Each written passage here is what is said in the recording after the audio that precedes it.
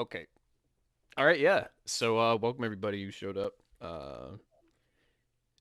So this Welcome. week we are, obviously last few weeks we haven't talked about the last couple of chapters. Been a couple of huge chapters, huge stuff. A lot of Some of the biggest contention. stuff in Wano. Yeah. Oh yeah, big time. So we're gonna go over all that stuff today. Do a little shit posting, theorizing, etc. So, see how it goes. Yeah. So I'm gonna start off. How do you guys feel about Odin being alive? I think this was a terrible decision by Oda, and the story will never recover. Yeah. So we're basically showing like right off the bat like this ain't Odin. We were worried about that because I think the chapter before was when it was revealed, and like a lot of people were thinking like, oh, this might cut No. away, right? Yeah. Thank God But, it didn't. That And it was a did break not. too, right? Yeah. Was it a break? It was certainly a break. Yeah. Wait, was it? I don't think it was a break, or maybe it was. Maybe I'm Yeah, just because these last three chapters we've had back to back. Yeah, I hope there was a break right after. Yeah. Okay, well, we survived. Troll pretty ass nutty. Oda. But we came back immediately. He's like, I won't leave y'all hanging any longer. You know what I'm saying? I like how the first word about it is that theory of hey, it was with Toki's power, and Oda's Yeah. just sitting there memeing with it. That's pretty good actually. I think I laughed a little bit at that actually. Yeah, right. He kind of just one by one went through like all the theories except for the fucking Onimaru one.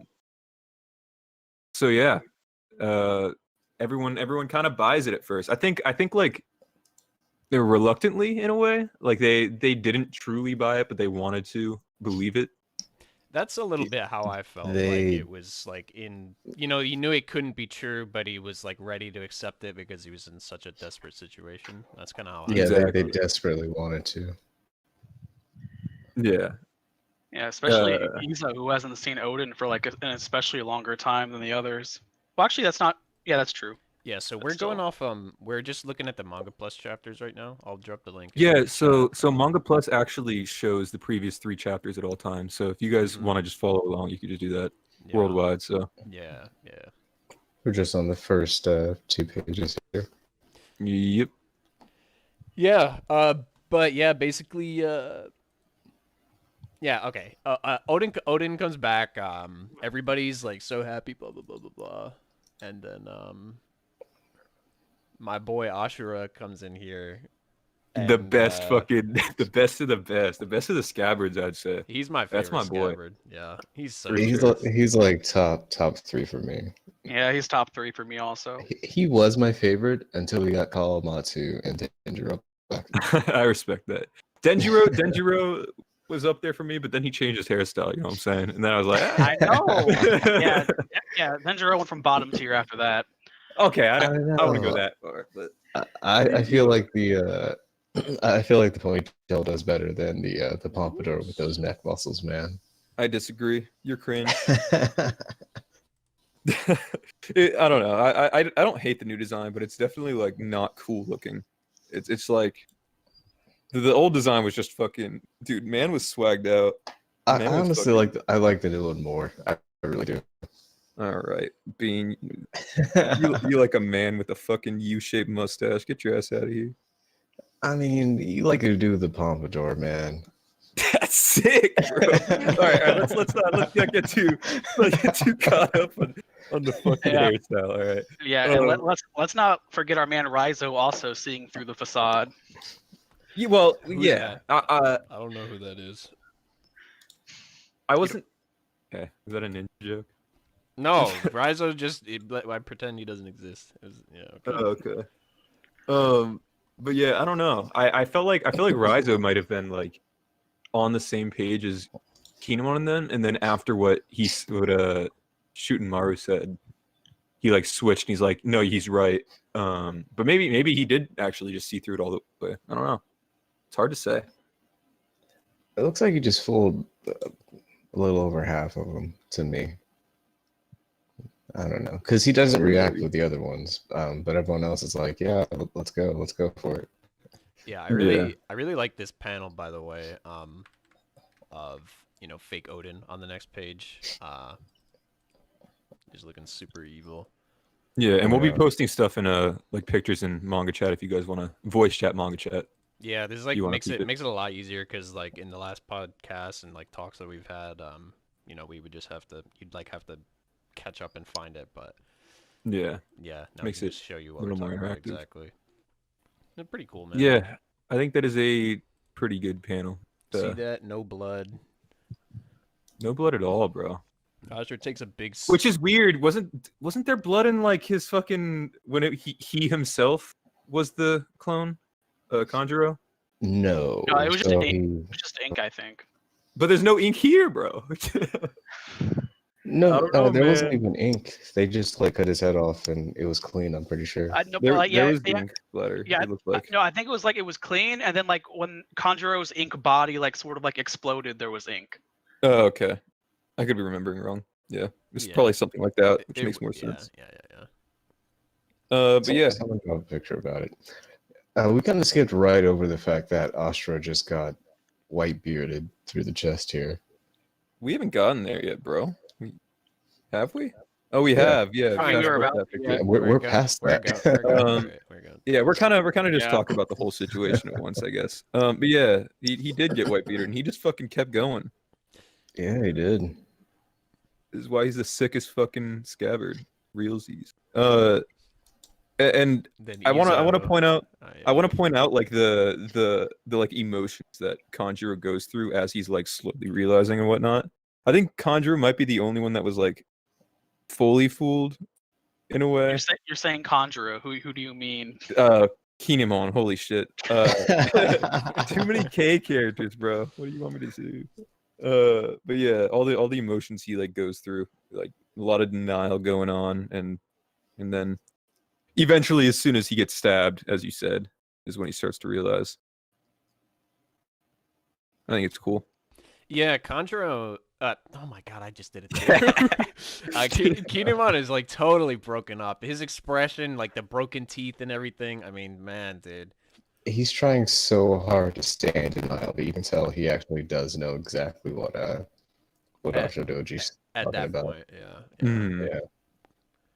Yeah. It's terrible, man. unfortunate. Really feel for him, dude. He's been really I- gone through it this arc, like over and over and over again. Dude, it's so fucking pathetic, and like not in like a bad way. I don't like the character less for it. I think it's a good thing.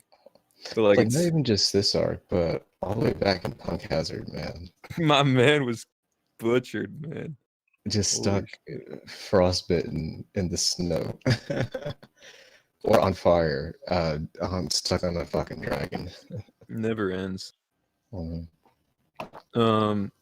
But yeah, and then fucking the homie smacks him one, knocks some sense into him, clench some teeth, and we get all that stuff going on. But yeah, so I really like this reveal. Actually, I was kind of like on the Onimaru train. I was hoping that's who it was, but I think this is probably better at the end. This is what I was And I saying. think man. Onimaru will come in eventually. I But kept saying it. Everybody, I'm not sure if it was just our server that was this way or like the whole community, but I saw like a ton of Onimaru here. I think And I think it was less started. Conjuro. I think it started with like Juba's theory that like a lot of people saw, Yeah. and then like a lot of discussion that happened in the spoiler chat, and then like that opened up into manga as well, and that's kind People Yeah. also I was really like- wanted it to be a positive thing that Odin was there, and that's really why it was more Onimaru than Kanjuro. I thought that's what I was thinking too. I thought it Yeah. was gonna be like a motivational type of thing, and then it ended up being like literally the complete opposite. Yeah. So we get that. And like Yeah. more people thought it would be Kanjuro being there with like a change of heart to help than to try to kill them too. Oh no, I definitely did not think that. It was definitely he was gonna make them like feel misery. It's like basically this whole chapter was they're gonna make them like go into despair is what I thought. I am on the train that eventually Conjuro. I don't think like it'll be like a thing where he like gradually changes and starts helping them or whatever. But I think in Conjuro's dying moments, eventually when those come, he will do something that is not a part of his act that like ends up benefiting our side rather than the other side, but I don't think it would be like something like this. This is this is like insult to injury, like yeah. I don't know, man. I don't know if he can. Yeah, anybody who said he was gonna get redeemed, I think this was like the end of this chapter. I think that's still coming. Not redeemed. Redeemed, I guess, is not the right word. I don't think he'll ever get redeemed fully, but I think he's just going potentially killed Ashura. Like, I don't know, man. Yeah. I don't know. Yeah, this isn't even about like past things anymore. I can't really see anything for him anymore. Yeah, he becomes Odin, the most beloved character of like the whole arc, and pretends to be a friend, and then stabs Ashura in the gut, and then blows him up. I mean, at this point, you know, he's in it. He's in it for the long run on the that. Yeah, that's what it seems like. It's not like he became more like emotionally attached to the role or something. He's just continuing it. This is just more of his role he's playing. So if it's not like it changes anything, in my opinion. Man, he says, "I will die having pierced the very heart of the Kozuki clan." If anything, that's a red herring, bro. You're crazy, bro. Come on. No, I'm telling you, he's. I'm not saying he's gonna like fully become redeemed, but I think in his dying moments, he will die doing the opposite of what he said he's going to die doing. What's he gonna do? What's he gonna do? I'm not Oda. I'm just saying he will. He will at the end, just before he dies, he ends up choosing to do something else that ends up benefiting the allies in that moment. Not something like major or anything, but still. That's my take. I know I'm the only one on that fucking train, but apparently, no, actually, Evan's on it too. Yeah, Evan's always wrong. So that's there's that. Yeah, Evan's on that fucking train with me, bro. We were talking about Adam saying Evan's always wrong. Just wait till we get to we're chapter talking, 2010, bro. We're talking, oh, no. That Hawkins being the silhouette has still not been disproven. Shut the fuck up, bro. You're fucking tripping. Oh man, that's crazy. Alright, but yeah, Momonosuke is in danger. I guess they heard the announcement. And they're heading over there, which I think is a good idea. I think this also kind of deconfirms that Sanji's going over there now, since they are. I mean, they can also go. See, the whole issue about it is like, unless they're doing like, I don't think they're doing constant updates on Momo's position, because they're hiding in this. They're not going through like a public way right now, so all they have is that original position where they were, and they're no longer there. So we don't really know. They're just gonna probably run into random people. We don't really know where they're gonna end up. As long as they're going in that general direction, even if like Yamato circles back, they're gonna run into him either way. More than likely, anyway. Yeah. We'll see. We will see in due time. We haven't seen it yet in the two upcoming chapters, so right. In due time. Yeah. Spoilers. So yeah. I guess we should probably touch on the fact that Shutamaru just got blown up. Yeah, this is probably the best moment in Wano so far out of all 100 chapters. Really? Yeah. This is the best moment. So. Yeah. This is the moment that you thought was the best. Yeah. What else is going to be like something in the Odin flashback? Are you talking about the Odin interaction altogether, or the fact that Shutamaru got fucking blasted? Like just how I guess it'd be like this whole scene, I would say. But okay, I can buy that more. But especially Ashura Doji's sacrifice is like, so I would say this whole scene is the best. Yeah, you're gonna have a rude awakening when he's not dead yet. I mean, even if he doesn't die, it's still worth it. I just can't. I can't see it, man. I don't know. So what's gonna happen? Like the Hour of Legend. I don't know, man. The Hour of Legend. Yeah. I didn't even like that entire flashback much. So. As much as others, so but let's not go there. Yeah, let's not even start with that, because that's let's not hop in that one. I still like it. It's not what I wanted. But yeah, so what I think is going to happen here is that obviously we see on the next few pages that that we're getting Inuyasha versus Jack, right? Mm-hmm. And I think that's going to lead into like a situation where, like in while Shutamaru's on death's door, he ends up helping against Jack. Shutamaru himself had a interaction with Jack earlier in the arc, which I think kind of like adds more weight to that. Yeah, true. So I think Inarashi's gonna need some help to take out Jack because they're gonna be evenly matched, and Shutamaru ends up providing that help. I'm not sure, but I'll explain why later. But Okay. I could sooner see Jack actually just being in better shape than Inarashi and Ashura Doji together. Because he got knocked out a little while before they did, and they got beat down by Kaido, not just a bunch of Sulong minks. Well, let's remember that let's just remember that they actually stood toe to toe for like a day on end, and then they'd switch out into Nekomamushi, right? So I think this entire interaction, especially with the fucking dope ass line, by the way, the thing about the poison gas and the moon and whatnot. I like the fan scanlation about it better, or the scan translation. I actually liked this one more. Look at this guy. If anyone was just watching the stream, it was funny. Okay. But yeah, I think that this is like, where was my fucking train of thought? Holy shit, I just lost it. Oh, I think this is trying to like show that they are indeed like on even levels of like damaged right now, I guess. Yeah, they're Yeah, I both mean, pretty beat with up. all we know, yeah, they're on even playing field as far as I'm concerned. You know, they both fought each other evenly before the moon or the poisonous gas. It's exactly that. It's just like they say. They spell it out for us. So. Yeah, And I think we'll end up getting like a thing to to push one side over, Shutamaru. But Yeah, let's move on since Adam said that he wants to talk about that a little more later, so we can move on from that. and we move Yeah. on And then to the what big surprised reveal. nobody at all. The goat returns, bro. The Orochi fucking- is alive. the best Shogun. True. Better than Odin. Wait. Not Odin. His face in this panel is so I love it, dude. And he's just like, I'll burn it all down, dude. I love his face. That's definitely a you face, bro. That's I like a love Johnny face. Fukuro Kuju just in the Yeah. background randomly killing someone too. Yeah.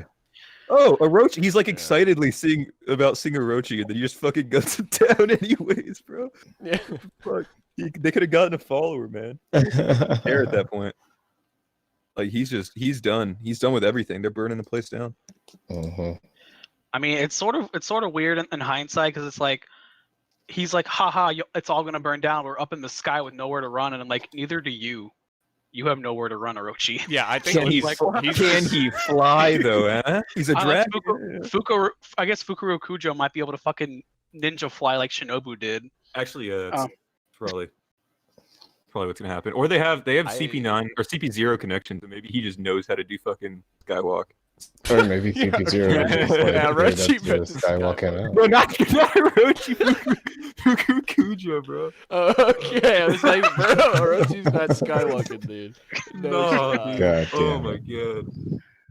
god. Gotta get back to Team Momonosuke.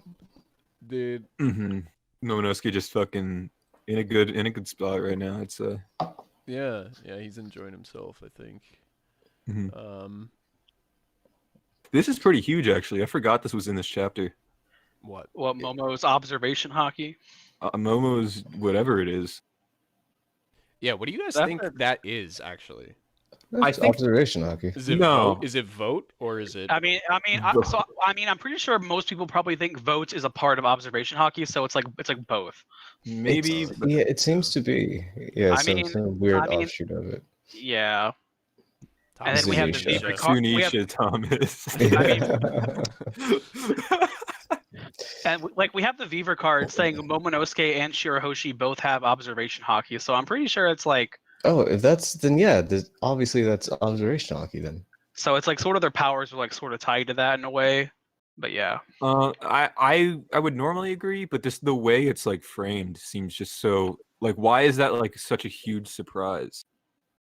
I don't know, and like they didn't even like continue to explain about it. They were just like, "Why do you know Well, that?" And then they just cut away. Because it's true that neither of them- doesn't have hockey. Yeah, I mean, neither of them were there on Zou. That's one thing. So Shinobu was like the member, honorary scabbard Yeah, who wasn't there. Momo only did that stuff on Zou, so that is they true. wouldn't But per then se know. why wouldn't Zoro and why wouldn't Sanji be able to hear Zunisha as well if that was an observation hockey thing or just like a Well, thing? it being related to observation hockey doesn't mean that they necessarily have or can achieve it. Dude, Like, Yeah, it's obviously some kind of weird special offshoot. That like I wouldn't say specific obviously. people. I definitely wouldn't say obviously. I feel like it's kind of Potentially. obvious so far. At least no one's like worked It's a together. thing. It's a thing that we've only known. We've only known basically Roger to have, and now Odin, and Momonosuke as well, and then also people that are of the three-eyed tribe if they like awaken it or whatever. Yeah, and Luffy. So I feel like it's not like something that you can just get through. Oh, and Joy Boy. Yeah, Joy Boy as well. Yeah. But Yeah, but so I feel like it's not something you like can that's just a get through pretty observation. well. I'm not saying it's like something you can train into through observation. Just it seems like there's some weird offshoot mutation observation that becomes the voice of all things. Potentially. Really, it just seems like the voice that people generally hear with observation hockey gets translated into actual words now. I'm with you, Evan. Don't worry. Yeah. I feel like Adam's worries are all getting like exactly what you were talking about earlier. Adam's happening. Yeah. But yeah, I don't know. It's I just feel like the way it's framed is so odd, and it hasn't Yeah, ever it's shown any interesting ties that to it. it's interesting that Oda drew attention to that. I mean, obviously it's like an odd thing. He's like, oh, Momo knows that, and even Yeah. though he was able to communicate with Zunisha, this is still something a little different, and it's more like akin to observation. So that's why, like, the stuff Adam was saying that like, oh, voice of all things, observation are kind of linked together somehow. That they lends itself to that, right? It could be, yeah. And it's in the same way, like he's basically using like Conqueror's armament in the recent chapter. We can mention that. Everyone's used Reddit, right? It's like something not like literally Conqueror's armament, but like all like an kinds of application of Conquerors that we had never seen before. So maybe it's like something like that. Yeah, just generally we're learning all kinds of new stuff about hockey and all that blah blah blah blah blah. So yeah, exactly. It's cool. Then we go back up to the roof. No, two things I want to mention first. Both about Yamato. She's talking about if only I could turn into a monster like my father. So I don't know. Maybe I guess that's maybe trying to hint towards her fruit, or maybe she just doesn't think much of herself. Like maybe she's. I think that's Momo saying that. You can see the little arrow pointed towards him. Yeah. Where does it say that? Momo. Yeah, that's Momonosuke. Yeah, Momo's the one who's like. Because contextually, this is right after Momo turned into a dragon and then turned back.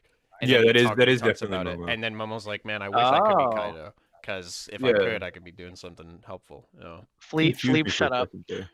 But okay, and the other thing I wanted to mention is because I know Evan probably wants me to mention it, is Yamato says, speaking of which, I hope Luffy's all right. I want a chance to beat Kaido too. So obviously Yamato wants to fight Kaido. Yeah. So, that. They've been running upstairs too. I definitely think Yamato's headed to the roof.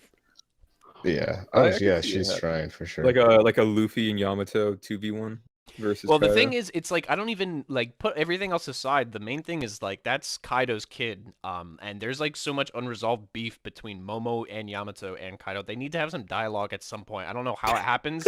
Maybe they don't go to the roof. Maybe the fight somehow comes to them. There's something, they have to have a chat, and then maybe that leads into like a Kaido flashback or something like that. That stuff seems like it's very important for this arc. So one way or another, I definitely think Yamato is gonna come face to face with Kaido. Maybe Luffy's gonna pull an R1 on like a grander scale and smash him through the flooring. Yeah, break down the skull and just break the skull. Yeah, I'd be down for that. That'd be pretty fucking awesome. I don't know. Or maybe Kid cuts it in half with a giant sword. Anything could happen. There you go. Hey, he's about to fight Big Mom. I mean, Yeah, he is. Yeah. but Adam, that's in future chapters. We ready to go to the roof? Yeah. We good. Yeah, all right. So we've got some stuff going on up here, brothers. Yeah, blah blah blah. They're complaining about it doesn't feel like our attacks are doing anything. Luffy is just coping, completely coping. They're just as human as we are. A total lie, just completely lying to himself and others. For real. Yeah, and we get this pretty slick double spread with Big Mom and Kaido in full form. It's basically exactly how I was hoping it would go for Big Mom too. On fire, holding a flaming sword, holding a ball of storm. Zeus looking like a Chad as usual. Great, never stops. Great panel. It's not. I have to say though, it's not my favorite angle for a hybrid Kaido. There's better ones in the next chapters, but yeah, he actually looks super cool. And I think he still looks cool here. But he looks cool. My one beef with the design is that because I'm an anime fan, I know the color. You can see where his scales end, and like the rest of his face. Yeah, it's like the Luchi mask. I kind of wish his whole face was scaled up. But I agree. I don't think his face should all be scaled up, but I wish it was all blue, and then there wasn't like an obvious cutoff, right? And it like I don't know, faded into unscaled, but it still stayed blue. I don't know. That's how I was. It's like this weird. It's like Fred Flintstone beard type shit. I don't know, man. It's weird. You know what I mean? Like if you, it's a little. And I gotta say, with the beard in the bottom left panel, you kind of looking like a butt chin looking ass. It just straight up looks like a butt chin. Kind of goofy looking. Nah, is cool. It's cool though. Yeah. So this is that's the end of that chapter. Their plan is to peel them apart. Yep, and then they start it. I mean, we can just move on. Well, no, I think what we should do, since we're using this feature, maybe we should bring someone in, a couple people in, see what they thought about the chapter altogether, and then do that like after each subsequent chapter we do. It's a good idea. Of course, Evan's fucking requested. Okay. I'm gonna bring him in. Hold on. All right.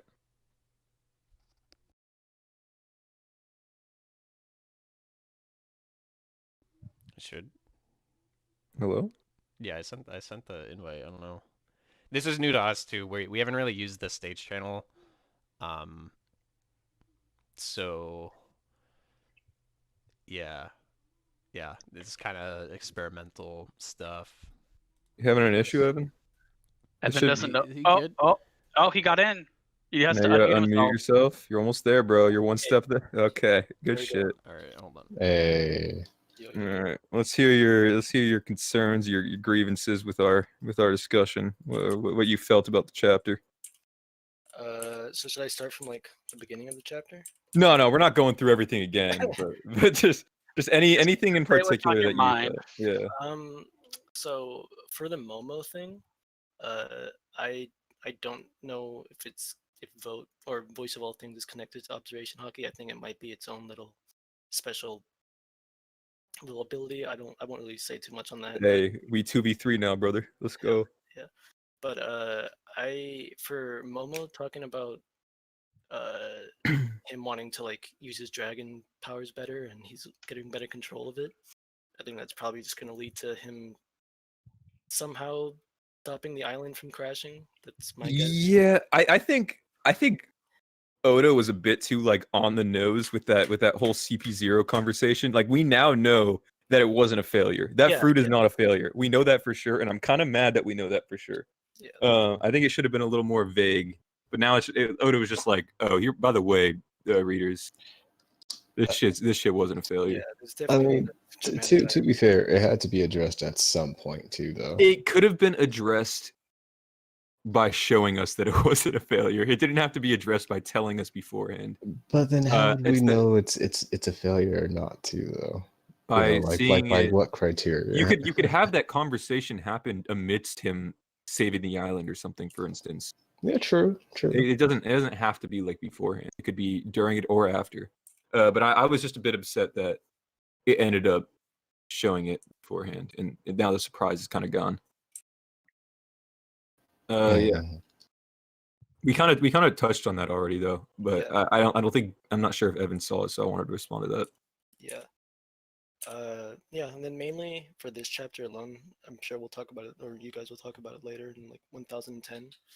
But yeah, I think this line that Yamato said, where she wants to help Luffy and she wants the chance to beat Kaido, I think that's just, I take it as practical confirmation that she is gonna face Kaido and help Luffy at some point. I think Luffy is gonna 1v1 Kaido for now, and then Yamato comes in towards the end, and then they finish him off with the 2v1. That's what I'm leaning towards. I can see that happening too. And then, yeah, for the Kaido hybrid thing, I think it looks way better in action.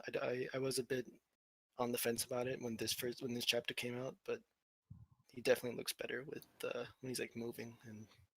Yeah, in upcoming chapters, it looks a lot more like like kind of like fluid. Like he looks like he's actually pretty nimble in a way. Yeah, because the first panel with him hybrid form is him just standing still, arms down. Yeah, but he's also just nothing. a big bulky boy. So like I'm surprised how fucking my man's just zooming, you know? Like Evan. Big people are usually really agile and fast in One Piece though. Yeah. Nah, to an extent. Yeah. I mean not like giants, but like Qin Zhao, Garp. Yeah. Presumably. Just a heads up, for like requests to speak, we're kind of being a little careful. So like I'm ready to bring people in that we know who are like kind of active in the server. It's not to say that like you guys aren't cool or whatever. It's like I don't want somebody coming in yelling a slur, and if we've never seen you before, it's a little sketchy. So, of course. Yeah. Also, I want to say one thing. I think it's ideal to bring people in that like rather than providing an opinion on stuff that we've already discussed, maybe like mention something that you thought we like missed over or something, like we skipped, or maybe like a different perspective on the chapter altogether, something like that. In regards to that, Evan, is there anything that you felt we might have not brought enough attention to? Well, I was willing to, back up your point about the Kanjuro thing, about how, True. Me and you, we seem to be like the only ones who think he's gonna have some, not not redemption, but like he's gonna like break the whole actor stick at the end. I can see that. I can see that. Yeah. Yeah, I don't think it's meant to like you're meant to. Oh, you could see it when Evan says it, but you can't see what I say. What's going on here, fans? I said I could see that like way back, dude. Breaking the act, yes, but no redemption, bro. He's not. He's a baddie. He's a bad boy. Yeah. Okay. Well, yeah. Other than that, mainly probably gonna raise my hand for 1010 to face Adam because I'm tired of his bullshit. All right. All right. We'll get. Then we'll go. We'll move on. We'll move on to 1009 then, and we'll wait for that. We'll grab some people in for 1009 as well. And I'm willing to go through more than one per. We could just bring in a couple people. It just looked like Evan. Just do one. Evan's the only person we really knew who wanted to pop. That's in. true. I don't mind. Like, let's get, like, but yeah, what I wanted to say is that if we do bring people in, ideally, like provide something new that we haven't already talked about, right? So that we don't like recap the discussion we already talked about while everyone was viewing. Keep things moving. That's all. All right. All right, now we're on 1009. Okay. One thing we first got to mention, beautiful color spread here. Yeah. Any Tama for Nakama boys out there? Yeah, dude. No. I know all of y'all were just in love with this. You guys are in love with this color spread. I don't think anyone here. I don't think anyone in this voice call wants Otama. So I guess the teapot's going too then. It is. Thomas is right. It was inspired by a reader request. So. Yeah. So there's no hope there. Their request because Tom. Okay, dude. I'm not down with Tom. I'm gonna get muted for a month if she joins. So fuck her. Okay. Okay. What about wait, hold on. What about Tanuki joining? Yeah, we can do that. Tanuki Teapot? Yeah. Alright, cool. So that way it can be the actual Why not? mascot, and Chopper can get a real bounty. True, dude. Yo, Foreshadowing. imagine like they accidentally they think Chopper's like a new guy now, and then they take a picture of Tanuki, and he's like, "Oh yeah, Chopper seems to their pet has changed a little bit." His brother joined the crew. Yeah. That'd be Yeah, funny. it's good stuff. But good color spread. I really like when Oda draws snow. I like how he does it. Yeah. Good old plump snow. Yeah, it's like, yeah, plump. It's like nice and plump, you know. Bro, you're making it weird. Okay, bro. Jinbei, I just have to one last thing. Jinbei looks like a boss. I thought for a second when I first saw it that he was just eating snow, but it's one of the only. Hey man, he's not the only one. But, All right.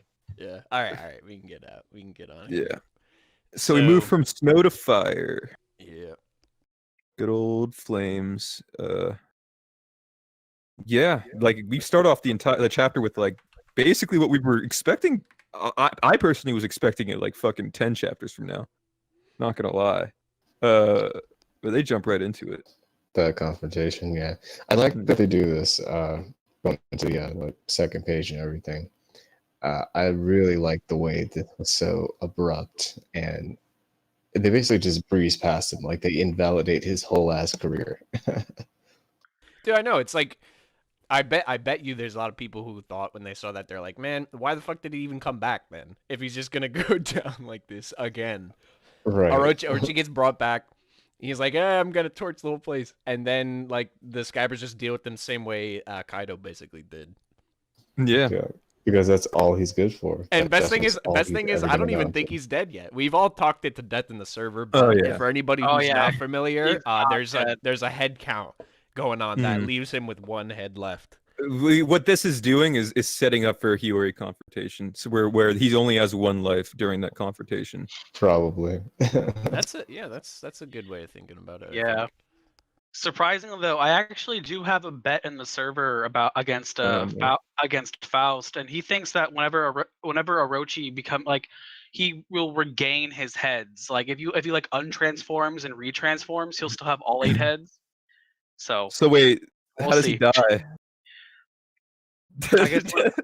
I guess when all 8 are cut. Yeah, but he died. He got his head cut off in human form. I can just get stabbed then. Okay, you're just winning that bet. I don't You're know. just winning that bet. I don't know how old that is. I don't know how old that bet is. I'm guessing it was based on like, okay, all the Scabbers are going to cut his heads at once. Chapter. It was after this chapter. Oh, for real? Okay. Yeah, you're winning that Come bet. on now. Let's not call out Fossil too much though. You know what I'm saying? I liked how just everyone got ahead though. This shit was dope. Except it seems like Izo probably did not get ahead. Yeah, he has a gun. I doubt he got ahead. Izo, remember like during Marineford, Izo is like can. such this big badass. He was like, man, who's that samurai guy? Is he from Wano? Everyone's like, oh man. And then like now he's just like half the size of the other Scabbards. He's got guns instead of swords. Like, dude. I think Izo's one of the cooler scouts, to be honest. Bro, Izo is not impressing me, man. I like his fucking like fucking hockey rotating bullet slicing. Yeah, I was gonna say. Yeah, no, that was he cool. could have actually cut off one of the heads too. True. Shoot it With off. the bullet, yeah. But Let's count. He probably didn't, but yeah, because there's 7 of them there, and there's only 6 heads that were cut. So I'm assuming it was Izo was the one that did not get the head. Is there 7 of them? No, because Shutenmaru and Inuarashi are behind still. Yeah, there's 7 of them. I thought there were 6. 1, 2, 3. It's because there were 9 of them because you lose Conjuro, but you gain Conjuro. Izo, and you gain Izo, so you have 9, and then you leave behind Inu and Ashura, so now you have 7. Math, bro. I'm tripping. So yeah, there's 7 of them there, but only 6 of them cut them off.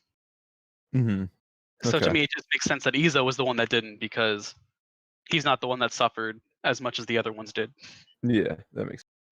Yeah, Izo just was like, I'm gonna wait while you guys take care of this, I guess. Yeah, you guys have got this. All right. Well, yeah, Orochi got ruined. Yeah, He's just walk right done by him. Right then and there, we get to see his dumpy finally. I'll say that. Okay, bro. God damn it. Next panel, bro.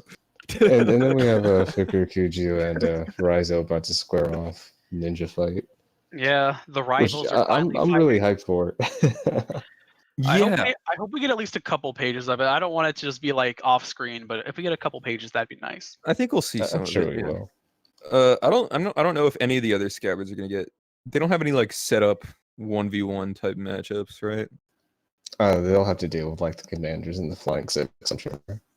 No, because we basically got the flying six dealt with. I by mean, other they can people help. already. I guess they can help Nami and Usopp. I guess. Yeah, not Just- everyone may be able Yeah. to handle like all of their fight. Listen, man, I didn't think Luffy would be able to handle Kaido 1v1. Here we are. All right. See- Well, that's not gonna happen either. But I mean, technically, until this chapter, you were correct. Yeah, but that's what I'm saying is that the Straw Hats often pull some shit out that ends up allowing them to win. So But there's also like the numbers to take care of. So there's like potentially there really are potentially things for them to do that don't involve Kaido. yeah, that's what I'm saying. I don't think they're gonna get like any specific like main confrontations anymore. They're gonna be like a group. Oh, like that. Yeah. yeah. I can see that then. Like they're not like how those two kind of split off one so far, and then we lost also Shuten Maru. I think the rest that are still here might maintain their group, so to speak. His name is Ashura Doji. he just Like, likes calling him by his nickname. Dude, when he was Alien. introduced, I fucking loved him, dude. I thought he was so sick. I called him Shuten Maru so much. I'm never gonna stop. It's not happening. I mean, you were right. Like, dude was the best samurai in the show so far. At I that just back love. then, I anyway. love that introduction. He's like so fat and like laying on that pole. Dude, I loved it, bro. Yeah, he's so It great. was I love his and- intro in the Odin flashback where he just comes on drinking fucking snake blood from a Let's go, bowl. Rob. That too. Just everything about him is just fucking. He's gnarly. It's He's your not Discord mod. Don't underestimate the samurai, even if I'm looking like a fat lazy bum riding my ox. Shuten Maru is a Discord admin. The Ox is a Discord mod. I don't know. Yeah. There. But then back to the rooftop. Again. Can Some Dude, when I cool first saw shit these going on. when I first saw these panels, I like kind of accidentally glimpsed to the bottom right or the bottom left, and I thought that Kaido and Big Mom were like fighting each other. I was like, what the Christ. That Just would have out been of such nowhere. an awesome twist. I wouldn't know. I don't know if it would have been That awesome. would not have been awesome, man. I would not. I would have liked that. loved it. I mean, would've here's loved the it. thing. Like, it's like, yeah, I want to watch him fight, but we gotta come up with a way to beat Kaido without having to have them fight each other, because that just Mhm. feels crappy, man. Uh-huh. That'd be terrible. Well, it's it depends. gonna It- happen. maybe something does happen, and I enjoy it. I just think, like, it's got to be set up really carefully, because otherwise it's just gonna feel real cheap. Yeah, Big Mom's gonna attack him when it's advantageous to her, I'm sure. And like right now, taking him out would be bad because then the rest of the whole army attacking. Let's be real. It ain't happening. Let's just move on from that hypothetical. I just thought it was. I was fucking taken aback for a second. I was like, holy shit! And then I kind of zoomed in and made sure I didn't see anymore. But yeah. So we get the roof and we get a combo attack, bro. Yeah, I mean this. I mean we're all hyped. It's just make it like clear. Like this is probably the biggest attack that we've ever seen in the series. It depends what your like definition of attack is, I guess. I mean, the Yeah, other it one would be Just to come- Whitebeard and Blackbeard's Gura Gura usage, and that's about Yeah, it. exactly. Yeah, that's like the closest thing to this. This is like, yeah, this is just brings me back to like Dorian Bragi on Little Garden, right? That's Mhm. exactly what it's supposed to be too. Is it? I Is that don't what the exact character is? I'm attack is? not sure if it's like a I mean- callback or not, but this is just a big baseball bat blast. I don't even know what to call it. It's just this huge wave. It's a Yeah. callback as much as Big Mom's Ikoku No- is a callback. not as at much as- least. But I'd say I mean, it's it's like literally the the exact same same move. position. Yeah, it's like the same thing. okay, maybe. Like they are literally both just using Ikoku together. Why does Kaido know it? Well, it's not. Well, Because Kaido's they not were- using they were the same Kaido's thing. just swinging. I mean, that's what I'm saying. Like, I don't know how much of a callback it really is because it's just two people Well, both swinging their weapons. Yeah. Well, Big Mom It's 'cause of the name, specifically is too. using the actual. Is it the like- name? Is it the name too with this, Adam? Yeah, I'm pretty Conquest sure of the that. Sea. Yeah, the name is the same, but that's what I was confused about. Is because like. But obviously, why does Kaido Kaido is like have the a same different attack? part. Well, it's not the same. It's like you remember Yamato back when she one shot that number. It's like the Mhm. same thing. She uses her club and she like fires basically like this huge ass air cannon arrow thing at it. And I guess Kaido just has like a way bigger version of that because he's fucking Kaido. Yeah. Um, guess I mean, so. yeah, it's all the same move. Just Kaido's doing the same thing with a club instead of a sword. Yeah, it's just like a different technique that give off the same sort of effect. It's all the same. Like all they're doing is just throwing it really hard from the weapons. Damn, bro, I can't hear what you're saying. He throwing air really hard from their weapons. But yeah, it is. I don't know. Either way, it's fucking sick. Yeah, it's cool. I mean, this is what Yeah. this is like. I mean, this is like the fever dream of every power scaler like ever. Oh no. I've been waiting for this forever, man. Yeah, I because mean, every come power on. scaler is a Zoro fan. So we move on to the next panel. Yeah, you're so Like you're that, so true. mad. You're just so mad about Tenten, bro. You're so coping. Zoro's starting No. to you, bro. Okay. So Zoro blocks the attack. And then he starts talking and opening his mouth, and the sword falls out of his mouth while he's talking, but still blocking with it. He's really cool. Yeah, it was really weird how that was happening. He's like, oh, maybe if you kept your mouth shut, maybe you would have been able to block it better. Yeah, true, bro. He was not going all out. he could have. Yeah, he bro. could have That blocked was the just- whole. He wasn't going all out. That's just not Zoro's full strength. Oh man. Oh dude. Oh man. But yeah. So Zoro blocks it. I think it's so weird that this attack like can be blocked. It like carves out like I don't know. It like carves shit out. You know? It's Like weird that it evaporate. can be blocked because it was the size of the island, and Zoro is Yeah. most certainly not. It's not like a small blade. It's not a beam. It's like it should still go around. It's a giant gust of it is. This is what happened at what's that place? Hang on one sec. The big bomb that went off recently that destroyed the port. This is basically what happened there, and it should be going everywhere, and it kind of is. He's not blocking all of it. He's basically just But blocking. he's holding it back still, which is like, what the fuck? Yeah, it's weird. Yeah, no, I mean there was so much talk in the server of like, you know, people were getting into semantics of like, did he block it? Did he like deflect it? It was like all this stuff. It's He like, definitely all we held did, it for a yeah, he blocked it for like a second, and then what happens after Law takes him out of there, and then the attack, they managed to get out of the way of it. Yeah. And it's Yeah. fucking holy shit. Yeah, I know that attack. I mean, that's like that's why I say it's like the biggest attack besides like Whitebeard, because Mhm. the size of Onigashima and the size of that blast. I mean, holy shit, that's really, really, really big. I mean, I'm That's a saying lot the, of the I'm saying time the you say, obvious like- here, but it's like that's Yeah. huge. That's a lot of the time you always like say, well, this is animated. You can't. But like I actually am looking forward to seeing what that top left panel looks like animated. I want to see like the like impact like that circular cloud has and shit. That That better thing be is like, bigger than hopefully- the hopefully actual they- island is. Too. Hopefully they nail it, dude, because it's gonna be very cool. Yeah, it better definitely be looking done, forward bro. to this stuff. Yeah. I think this is the first like island-wide move we've seen that wasn't from a double fruit or any real special power. Like Mhm. this is just pure fucking island brute level? strength. Island level? Not it, Yeah, it couldn't island-wide. destroy the island, but yeah. Did I Nah, say but- level? but yeah, I'm in nah, wide, nah, but yeah. yeah.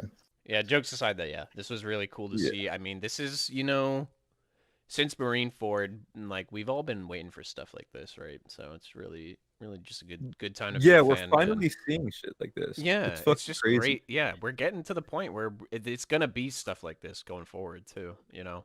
I don't think the attack shook the island because they like kind of shot it off the top of the dome at like a certain angle, which allowed it to like not really affect shit like that. I don't know. You don't think it shifted? It seemed like Shook the island. it seems Oh, like yeah, the angle of it it. kinda You know does, what I you're mean? right. It looks like it's Yeah. tilted a little bit. The Yeah, impact. it's weird. Yeah, that's why there's so many memes about like rooftop level now because this rooftop is like invulnerable. True. Yeah. Yeah, it is. Rooftop level. The new stairs. Rooftop level. Oh man. So yeah, Zoro blocks it for like a second, and that gives Law like enough time to like poof everyone out of there, basically. Yep. And get them out of the way. Even though Zoro kind of took a beating still from it, sadly. It's weird that it took that long for Law to do it. How could? Well, I mean, they only had so much time to, everybody had to get out of the way, and then Law was like, "I need to get out of the way, and I need to bring Zoro out of there too." Yeah, and like I don't know. Yeah. They only like just realized as they were swinging that there was no way to avoid it though. So it's like, Yeah. It's not hard to believe. Zoro blocked it for a second. Law got him out of there afterwards. Almost killed him too. Probably just didn't have a room yet. Yeah, Some it's shit like, like it's that. like they say in the next chapter, like, "Oh, I wouldn't be surprised if all of his bones are broken." Like his bones aren't all broken, but I know some of them are. They sure might be, honestly. Nah, Zoro, dude. There's no shot. I would be super upset if he was genuinely moving with every bone in his body broken. That It just can't be that'd just be everything. physically impossible. But yeah. Nah, man, he's Zoro. He can do whatever. True. No cap Yeah, on a bro. stack. Hasn't that literally happened already to like wicked people? No, Like, it remember hasn't. Spandam? It He moved didn't with a happen. shattered spine, dude. His spine was in pieces. It didn't happen. God Yeah, damn but it. that's because he's not human or something. I don't know.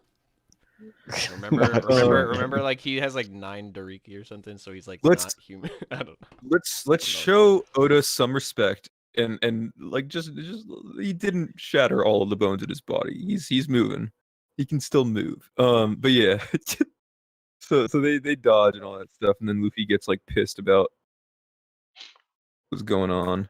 Yeah, they're there and they're like, "Oh yeah, we dodged it," and Luffy's already moving in to attack. Yeah, I want to ask: is this the first time we've ever seen a Red Hawk just like with no fucking hockey on it? I think so. It's As just- far as I can tell, yeah. I was always under the impression that like the black part of the hockey was like what allowed it to even spark or like start flaming up in the first place.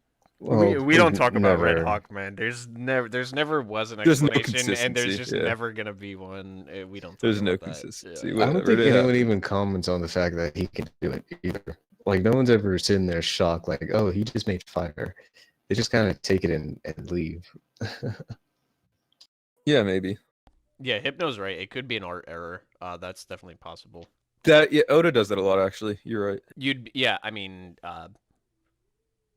or maybe it was just supposed to be implied that he didn't coat his fist until like he let it go, and then his fist is like kind of off screen in the next page. True. Maybe. Well, that's no, what because it is. shouldn't. Well, under my headcanon, it shouldn't be possible to flame up without the hockey. Yeah. That's what I always I thought. mean, but yeah, I don't know, man. who knows? Whatever. Yeah, Either way. Red Hawk is just we don't talk about Anomaly. it too much. Yeah. To be Yeah. fair, there's no real like reason for hockey to help in that situation either. I don't know, man. It's automatic. Yeah, automatic. Automatic. Oda magic. Yeah. But yeah, I like Luffy's line here. Luffy's just been fucking teasing Kaido the entire fight, and it's great. Kaido's getting his ego shattered, panel by panel. Talking about this. It's just so Luffy to say something like that, you know. Yeah. Like nobody much else, so. nobody else is gonna do that. Luffy's like laughing and yeah. I He's don't just fucking out know. of his mind. He's just all over the place, man. I don't know what to say. Yep. And then he we gets get some completely really cool- walloped by Kaido again, but he manages to block Yeah. it a little bit here. His hands sting again, like when he fought Katakuri. Mhm. Yep. Yeah. It's good Hockey's just stuff. not good enough.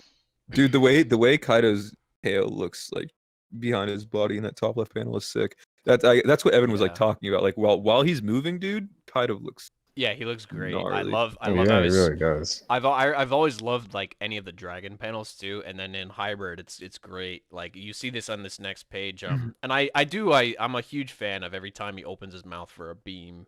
Yeah, this is the first time and we've seen him do it in like this form, right? This form. Yeah. Yes, He it looks is. like Outside of Dragon. I have to say the one with his mouth really big. He looks like that one like soy boy image, like the the guy. Oh, like, Oh, like yeah, that, yeah, like yeah, the, You know what I'm the talking blank about. enjoyer and the average enjoyer with that. Yeah, that yeah, meme. exactly like that. Yeah. That's true. But yeah, That's what he looks- Kaido is, and then Luffy's just the Chad. Yeah, Let's he looks go. cool though. He fires like this lightning breath or something, whatever it might be. I don't know. Well, no, I'm pretty sure it's the same attack that he always uses in dragon form, just smaller because he's not. Yeah, it might in be. that form. I'm calling it lightning breath only because when this chapter came out, like the spoilers called it that. Oh, it did. Yeah, Okay. so I don't know what it is, but It's Border probably Crunch. breath. it's probably just his regular breath. Yeah, Yeah. Boro breath. That's what it's called. You're right. And And then then he got he his, uses its tail to spring up, bro. That's what I like to see, bro. When fighters use their tails, my man Pedro did it. Now my man Kaido doing it. I love it. You think that's what it was? I just felt like he leapt up and his tail was just curling behind him. If he just leapt up, he's cringe. But I think he sprung up. That's cringe.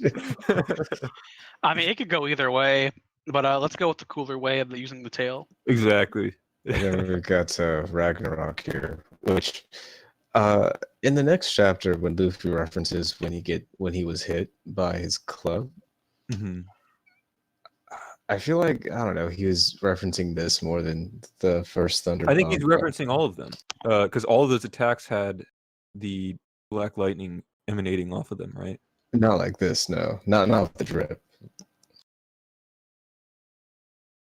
Yeah, maybe he Yeah, could. there's I'm a not lot sure of what he's talking about. we can probably get deeper into that. There's a lot of contention over like what the black lightning, like what's what. We can get Yeah. more into it for Yeah, probably 10-10, better to though. get back into that with Yeah. 10. Yeah. We'll do that. We'll do that then. So we get that. I like the little contraption that kid just makes on the fly with his powers here. Yeah, somebody Well, brought- before that, somebody I want to point out that Katakuri's attack, Diced Mochi, is stronger than Kaido's Ragnaraku. Because Katakuri's created a giant.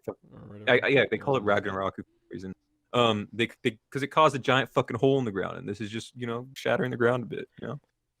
Rooftop. It's because of the fucking rooftop level. True. dude. You're right. My bad. No. You're right. Mirror World lower than Rooftop. My bad. As for the box, I don't remember what exactly they said, but somebody was in the server and talking about what it's called. Oh, I don't remember, but there's a particular type of metal box which like sends the voltage outside of the box instead of like keeping it all. It was someone saying that Kid is like 5-head for making this basically. It looks 'cause like it's that's like what was it's like a happening, too. particular type of contraption, not just like a metal box to keep them in. I don't know if that's intentional by Oda or what, but somebody brought Well, that yeah, up. in I a don't future remember what it's called, panel, if we anyone can see knows. like the electricity shooting out or whatever. So Yeah, it's like it's going possible. outside. It's not like hitting the inside of the box. It's being, I don't know. I don't remember what that's called, but if anybody knows, just Well, like a let me know. transformer. It was something else, but I don't No. remember what it was. But But yeah, either way, whatever Kid did, even if it wasn't that, it's still fucking dope. Good idea. I do hope it's some kind of contraption, but yeah. Yeah, I hope so as well. I'm just liking the Thunderbird teamwork said altogether it. here. It's a Faraday cage. Thank you, Thunderbird. Yeah, that's the thing. Yeah, I don't know. I'm not like an electrician or any expert or educated really at all. So I don't know, but Mhm. yeah, I thought that was a really cool thing that people picked up on. Good stuff. Hmm. And then the teamwork just altogether has been very entertaining this entire like last few pages of the chapter. You know, it's something. Maybe I'm just an Oda wanker here, but dude, it's just really so clever that it's like their powers just magically work out perfectly for this exact operation somehow. It's like, yeah, well, Kid controls metal, so he's able to trap Zeus. Zoro's able to cut Prometheus. Law is able to do that. It's like their devil fruits, which and their abilities, which were established like so far before, somehow magically work out perfectly for the situation, right? I don't Yeah. The only one that's kind of that doesn't fit that is really just Killer, but he's still in there pretty naturally too. Like he just heard Well, big. It looked like Killer attacked Big Mom, not a Prometheus, right? Killer Yeah, is he handling. attacks Oh no, Big Mom. he took the sword. Yeah, he took yeah, the sword. Yeah, he's attacking Napoleon. Yeah. Yeah. Somehow we don't really exactly see exactly what he does, but Yeah, we see Does him kind of something. in the top left of that bottom left panel. He's like, if I'm not mistaken, that's him there. It looks to me like he caught the mouth of Napoleon with his like spinning blade. yeah. Yeah, I thought he was like attacking Big Mom as he was yanking Napoleon out of her hand, and like that's why she screams right after that a little bit. Yeah, on the Faraday cage stuff, it's like kid is like No, that. she screamed because she fell over. He's like the Yeah. one theater kid who's really smart, and he like dyes his nails and everything. So cool. Good stuff. But yeah, Big Mom I think just screams because she falls over. She doesn't have Prometheus or Napoleon anymore, or Zeus, so she just like kind of hits the ground. And Zoro just fucking keeps going. He just keeps slicing. He doesn't stop ever. All Zoro does is cut stuff. That's his thing. So he does it. Stuff. And Killer's just helping, keeping Napoleon at bay. Just like, Hitting him over and over again. Napoleon's like literally hopping on his hilt. Just getting the fuck out of there. Yeah. Killer delegated to like the Babysitting. yeah. Good stuff. But Zoro managed to fail, so typical. Before that, I guess we get some weird punk pistols. Did he like form the metal into a shape? I guess. That's what. Yeah, it they're looks like little, yeah. they're like little Probably, yeah. harpoons. They're like harpoons. Yeah, Are those I things love that he does. stole, or? No, he just like he like crushes the metal into that shape. That's what I Mm. assume it is. That makes more sense. They look Yeah, like more like that's what I assume too. constant colored. Yeah. And he tries to. I love Big Mom. She just bounces that stuff off. It has no Oh, effect yeah. at all, and just hits him hard in the face. Wait, it looks like he's shooting them out of his fucking arm. Yeah, he is. Yeah, he Thomas is, Was, yeah. Thomas was saying that it looks like he's had like these are his known weapons. Oh, he seems did. like. He did have those in the. So home. maybe Okay. maybe he like Maybe that's like a thing that Maybe- he consistently does, like a technique that he uses with metal that's available. He'll make it'd that, be that cool if they're weapon. like, yeah, and it'd be cool if he like controls them, or there's like some way he has more like precise control over them or something on the. Yeah, he does seem to have his basic things he goes to, like his giant arms and everything. So Yeah, that makes sense. cool stuff like that. And then he just gets fucking smacked. But Killer, dude, Killer. Everyone talking shit about Killer. I need everyone to respect him some. All right, this is sick. He just takes the fucking punch full on. You mean That's just, kid? like, kid. Kid, yeah, Kid, dude. Why are all these characters with Respect. fucking K names? I swear to God. Respect. But yeah, respect, Kid. He takes the punch like right to the face and just grins at Big Mom. Yeah, I love it. Kid is so sick. Yeah, kid's. Everyone cool. been talking We shit love- about him lately, though. We love kid. Yeah. I don't like kid, but I respect him. Okay, I'll respect that. We'll I'll take respect your We'll hatred. take it. Yeah. But yeah, I like this plan as well. They just kind of shoot Big Mom up, push her out. So Yeah. Yeah. Yeah, this was perfect. I mean, yeah, what it appears is that he actually intentionally took the hit just to be able to get that chance to do this, which is like even more cool, right? Yep. Sends her up in the air. Law hits her with a big boulder, and yeah, she goes down. dude, what does it matter if you're with a He goes down. Zoro about to open his eye. Wait, what? No, I'm kidding. Shut the fuck up. Dude, Yeah, that was so stupid. everybody was saying that because of the crusty scans, man. Oh, that was funny. Everyone that said that, I want Uh. all of you to take a look at yourself in the mirror and feel ashamed. All right. If any of you talk shit about Kid at the same time, feel even more ashamed. Fuck you guys. Yeah, I was confused at that too, but I don't know. Well, then you're a bitch. It didn't even look like it to me, and It like that did. wasn't even a thing for me. I literally just said it is a weird scan issue. We're gonna see the full chapter, and his eye's gonna be completely closed like normal. And lo and behold, Dude, even though he didn't open his eye, I mean, we still get the goods next chapter. true, good Like point. pretty much He opened his eye everything. I next mean, chapter. you know, shit we've. Yeah, I mean, we get what we were waiting for well over a decade. Mhm. So pretty cool. We do indeed. Oh. So I guess now is where we Pull I got somebody in. yeah, and I got pause two. and I got see- two things. Okay, I also yeah. got two things to say Yeah, yeah, too. One, we finally get full confirmation that Law cannot just shambles whoever the fuck he wants. True, yeah. That's actually really good. To know. Because I know in the past there's been a lot of arguments about Law can just shamble somebody into the fucking ocean and kill any Devil Fruit user, basically. That's now been deconfirmed or disproven. So we have that information now, and it's like that's why he doesn't like personality swap Big Mom and Kaido. So, Well, in that regard, I want to point out then that it also seems like it's specifically a thing with Shambles, or like maybe similar abilities like switching bodies of people and whatnot. Because he's able to use like injection shot and all that stuff on Kaido, and effectively. So clearly, it's not like a consistent thing throughout all of his abilities, where like Kaido specifically would be able to withstand all of them. Maybe that's also a hockey thing going on there as well, where since Law's attacks are physical still, that also like kind of diminishes the difference in hockey quality between them. Whereas like Shambles isn't a physical attack. I don't know, but there's some weird stuff that'll never get explained that we can infer from that.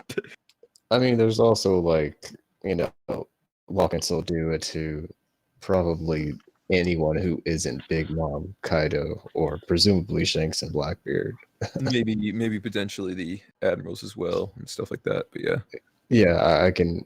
Does he not do it to Fujitora in Dressrosa? I do no, not I don't remember. think so. I think he only does it to Doflamingo. I don't remember him doing it to Fujitora. I don't either. Not even in their like early encounter. I just recall him like cutting the meteors and stuff like that. Right. Yeah, he just swaps himself and Caesar, I think, at the beginning, and then he swaps Doflamingo whenever he saves Sanji. Correct us if we're wrong, anyone, if you remember. But yeah. Yeah. But then that doesn't eliminate the question of why he didn't do it to Doflamingo and Dressrosa. Well, what benefit would he have in those Do earlier what? situations? I mean, if he could have personality swapped Treble and Doflamingo, that would have probably been helpful. He would have done it if he could. I don't think he can with that. I don't think it's like some set cap where it's like, oh, you know, after a certain level of hockey, I can't use like this slew of moves or whatever. It's something else. Yeah. Personality Maybe. swapping those two wouldn't have been helpful, but like shoving Doflamingo underwater would have. You know, because I mean that was Treble's his right hand man. He knew all of Doflamingo's abilities. That would have been an easy fight. I mean, he's still. Neither of them would be able to use them as effectively as the other one could. It makes it a lot easier. There's also the concept of awakening, which Doflamingo wouldn't have been able to do, presumably, in Treble's body and vice versa. Potentially, yeah. But Which it was also a big depends. factor in that fight. Yeah, for sure. But yeah. All right. All right. Yeah, now is where we bring some people. Oh, wait, you had another thing? You had No, another thing? You had another I thing? have one more thing. I know in one of the earlier podcasts we in one of the earlier chapters we had a view of Onigashima. It looked like it was pretty close to the capital. Yeah. And now it seems like Now it is it's not not. that close to the capital as we thought it was. That's just Oda being bad with perspective again, is my opinion. Dog shit mangaka. Not my king. And that's all I had to say. Or they just passed a random outcropping of mountain and not like the actual capitals. Because they're kind of darted all over Wano as well. Well, no, that was definitely Mount Fuji. I was like, no cap on a stack. Skrilla 100p. You know. Okay, dude. All right. Anyway. All right, let's move on. All right. Yeah. If anyone wants to pop in and say something, just raise your hand. Just I'm- ideally something we haven't like really touched on much, so that we don't like rehash old topics. About Something. 1009 too, You not guys- 1010 yet. Yeah, you guys bring in a couple people. I'm gonna take a second here. Someone we know. I think I actually am not a person that can drag people in. Wait, really? No, you should be able Oh to. wait, can I? Invite to speak. Someone invited Hypno to speak. That Okay, works. Yeah. You can bring in more than Hello, one Hypno. person too if you want. I'm gonna drag so I'll Joe go. Toole in here since we know him. Yeah. Invite to speak. All right, let's hear what y'all have to say. Hypno first. Okay, so this is just like a speculation I have that I think would be funny. I don't think it's probably the thing that'll Mhm. happen with Orochi, but it'd be, I don't know. I feel it'd be cool if his whole thing was just he can't be decapitated, because that seems the only, like, everybody keeps going for his freaking neck, you know? Like, Mhm. at no point has anybody aimed for like the actual body that's just slithering on the ground. You know? I'd agree with that. Yeah. So it's like maybe like you can't actually kill him, because my whole thing is like if his whole thing is the 9 lives thing, in my opinion, that's probably the worst of the mythical zones, you know? Because To an extent, I'd also say that there's probably more to the fruit in terms of like probably because in terms of Orochi like how also- it can be used in battle, but Orochi's just not a combatant. yeah, Right. because Orochi is just incompetent. So like, you Yeah. know, so like I put it there that yeah, maybe it has other abilities that he himself also doesn't know, probably, you know. But also that like you would assume he would have already known the head thing too. So Yeah, he might have. I mean, maybe he's he just would been have lost the decapitated, head bro. At some point, probably, you know?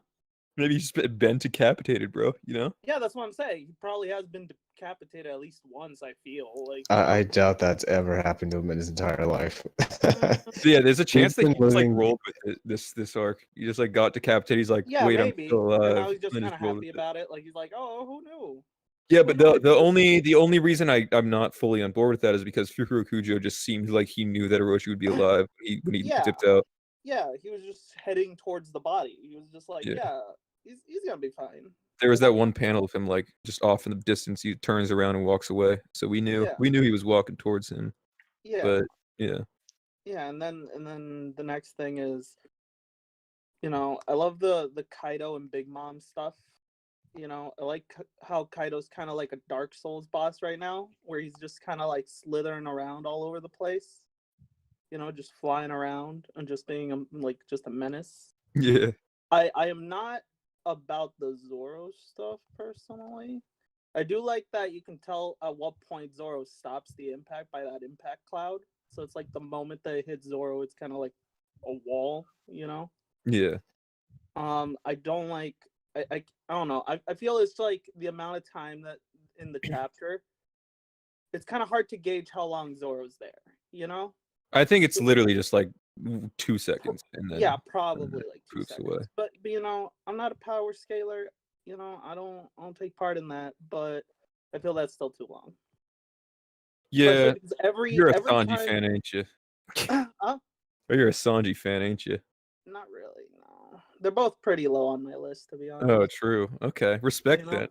All You right, know? I'm back. Fuck But Sanji. yeah, it's like you got the oh no, this is bad. You know, he runs there, he stops it.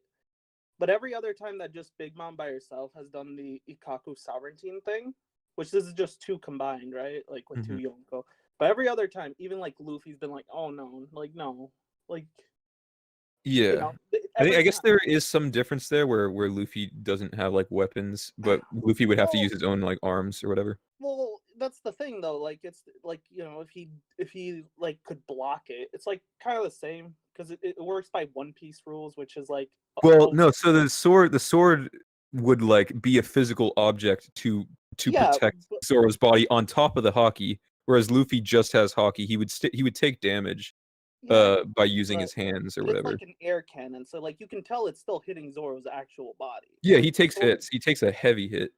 Yeah, I don't know. Is it if Zoro, like I know because in the next chapter what comes up is gonna be like, you know, Zoro's still moving around, quite a bit. Hmm. I don't know. I'm just not about it personally, but that's just me, you know. Respect. Mm. Okay, that's my piece. Bye. Anything else y'all gotta say to that? Any response to that piece? Well, I was gonna say something different. I was gonna Yeah, say, go like Bean. I think you said that how Kid, Law, Zoro, they were all given, you know, it was set up that they would have the ways to manage against Big Mom, but Oh, that's fats. you know, oh, that was That was Fats. fast, yeah. Yeah. Yeah. Oh, what's up? But here's why you're an idiot, because Damn. Zora only referenced like 10 chapters ago. Well, no, That's- because in Punk Hazard he said he wanted to be able to cut fire though, so that was still like set up. Twice. Oh, Even though he yeah. only used it 10 chapters ago. Yeah, who's the idiot Oh, yeah. now? Yeah. Mm. Yeah, Joe Toolbag, more like Joe Foolbag. Am I right? Get him out of here. Get this guy, out, bro. Get him out of here. Get him out of here, bro. Get him out of here. There we go. Let's go. All right, Oh, thanks, man. both of you guys. Yeah. That was the second biggest all of the night, right behind the one Adam's about to take. No, that's not true. All right, man. All right. Let's get it.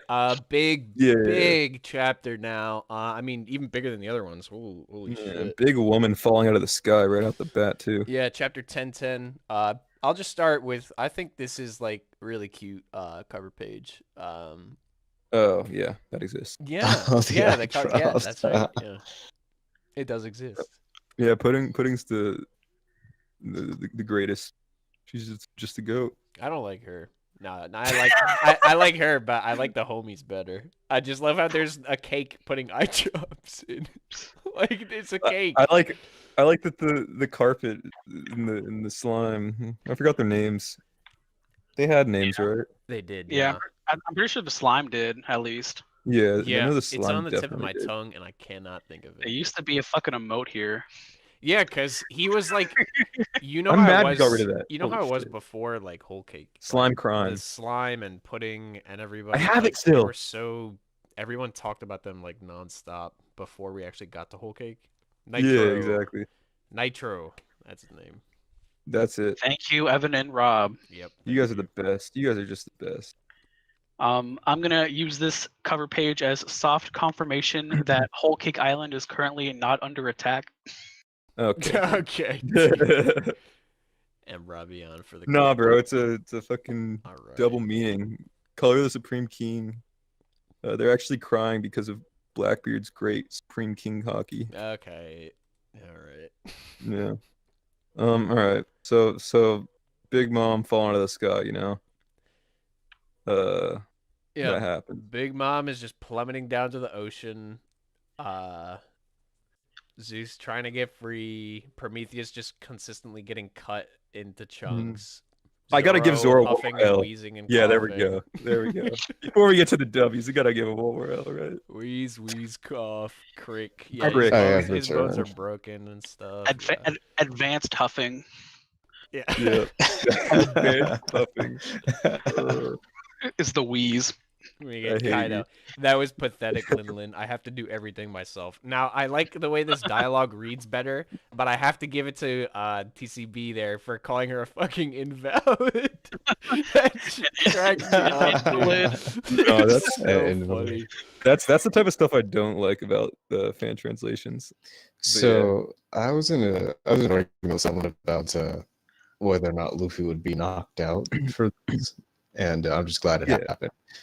But I really like the way that Kaido goes straight for Prometheus instead of like just finishing off Luffy or going after someone else or saying "fuck it," whatever. He's like, "I'm actually gonna go help Big Mom." Well, it's important. Yeah. Yeah. Even you Nah. know, I know people have a lot of preconceptions about like the difference in strength and everything, but a 5 versus 1 with these, the supernovas are like some of the strongest pirates that we actually know about, right?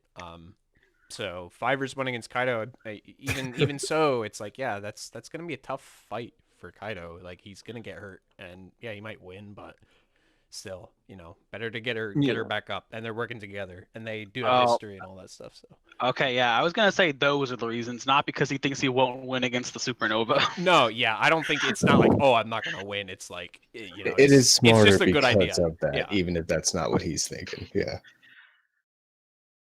Yeah. Yeah. And then Correct. luckily, Law saves Zoro's life again. Typical. Chad Law. And injection shots him in the fucking throat. Jesus Christ. There's an impact on the opposite. You said I side, too. indirectly complimented. I don't need to indirectly compliment him. Apu is a tank, dude. You've seen what he's gone through this arc.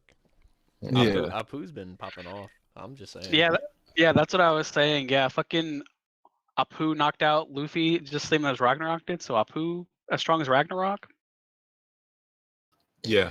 Okay, Shit. Okay. Chad power, baby. Let's go. So with this injection shot here, I'm surprised that it did this much to Kaido and didn't really mess up Doflamingo too much worse. Injection Well, shot is the one that caused Doflamingo had Doflamingo to have to recoup his organs, right? Yeah, he had to sew his organs together after that. Yeah, Like, he that's- didn't heal himself. No. That's that's not. Gamma That's Knife. Gamma Knife. Oh, Gamma yeah, Knife, you're right. right. You're right. Plus, You're it's right, a you're different spot. This is Kaido's neck versus Doflamingo's like abdomen. Yeah, that's also a good point. I mean, yeah, but like, I don't know. I'm surprised it hurts Kaido in general.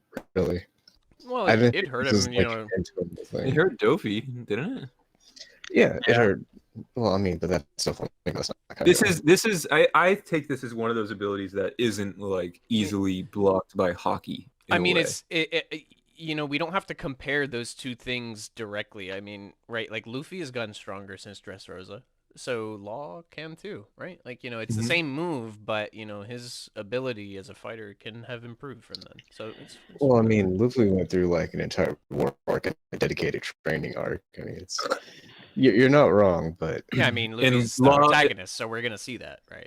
And Yeah. Law also went through a fight that basically fucking almost killed him because of how often he used room in all of his abilities and in his hockey and whatnot. So I'll give it to him. I'll give it to him. Plus, we have a whole week. We have no idea what Law did in the whole week. I That we don't never think saw Law. him. I don't see Law as a trainer, to be honest. I mean, but, but what, I don't know yeah, what he did, honestly, but- that's also going from like barely able to survive Doflamingo to hurting Kaido in hybrid form. Like I wouldn't blame training on that. I would just rather think it's the nature of his moves, honestly. It is the nature of his moves for sure. Yeah. But also, if Luffy can get stronger after a major fight, so can Law. So after that Dofi fight, he likely got strong. Like And that's just stronger is kinda- one thing, but leaps and bounds like that. My man, I Luffy, mean, when Luffy went from Arlong to Crocodile. All right. Well, it's not even that. It's just like, who's to say that he's not able to give him a good hit? It's not like Kaido's dead Yeah. or anything. It's like, yeah, it's a strong attack. He's a strong pirate. He has been.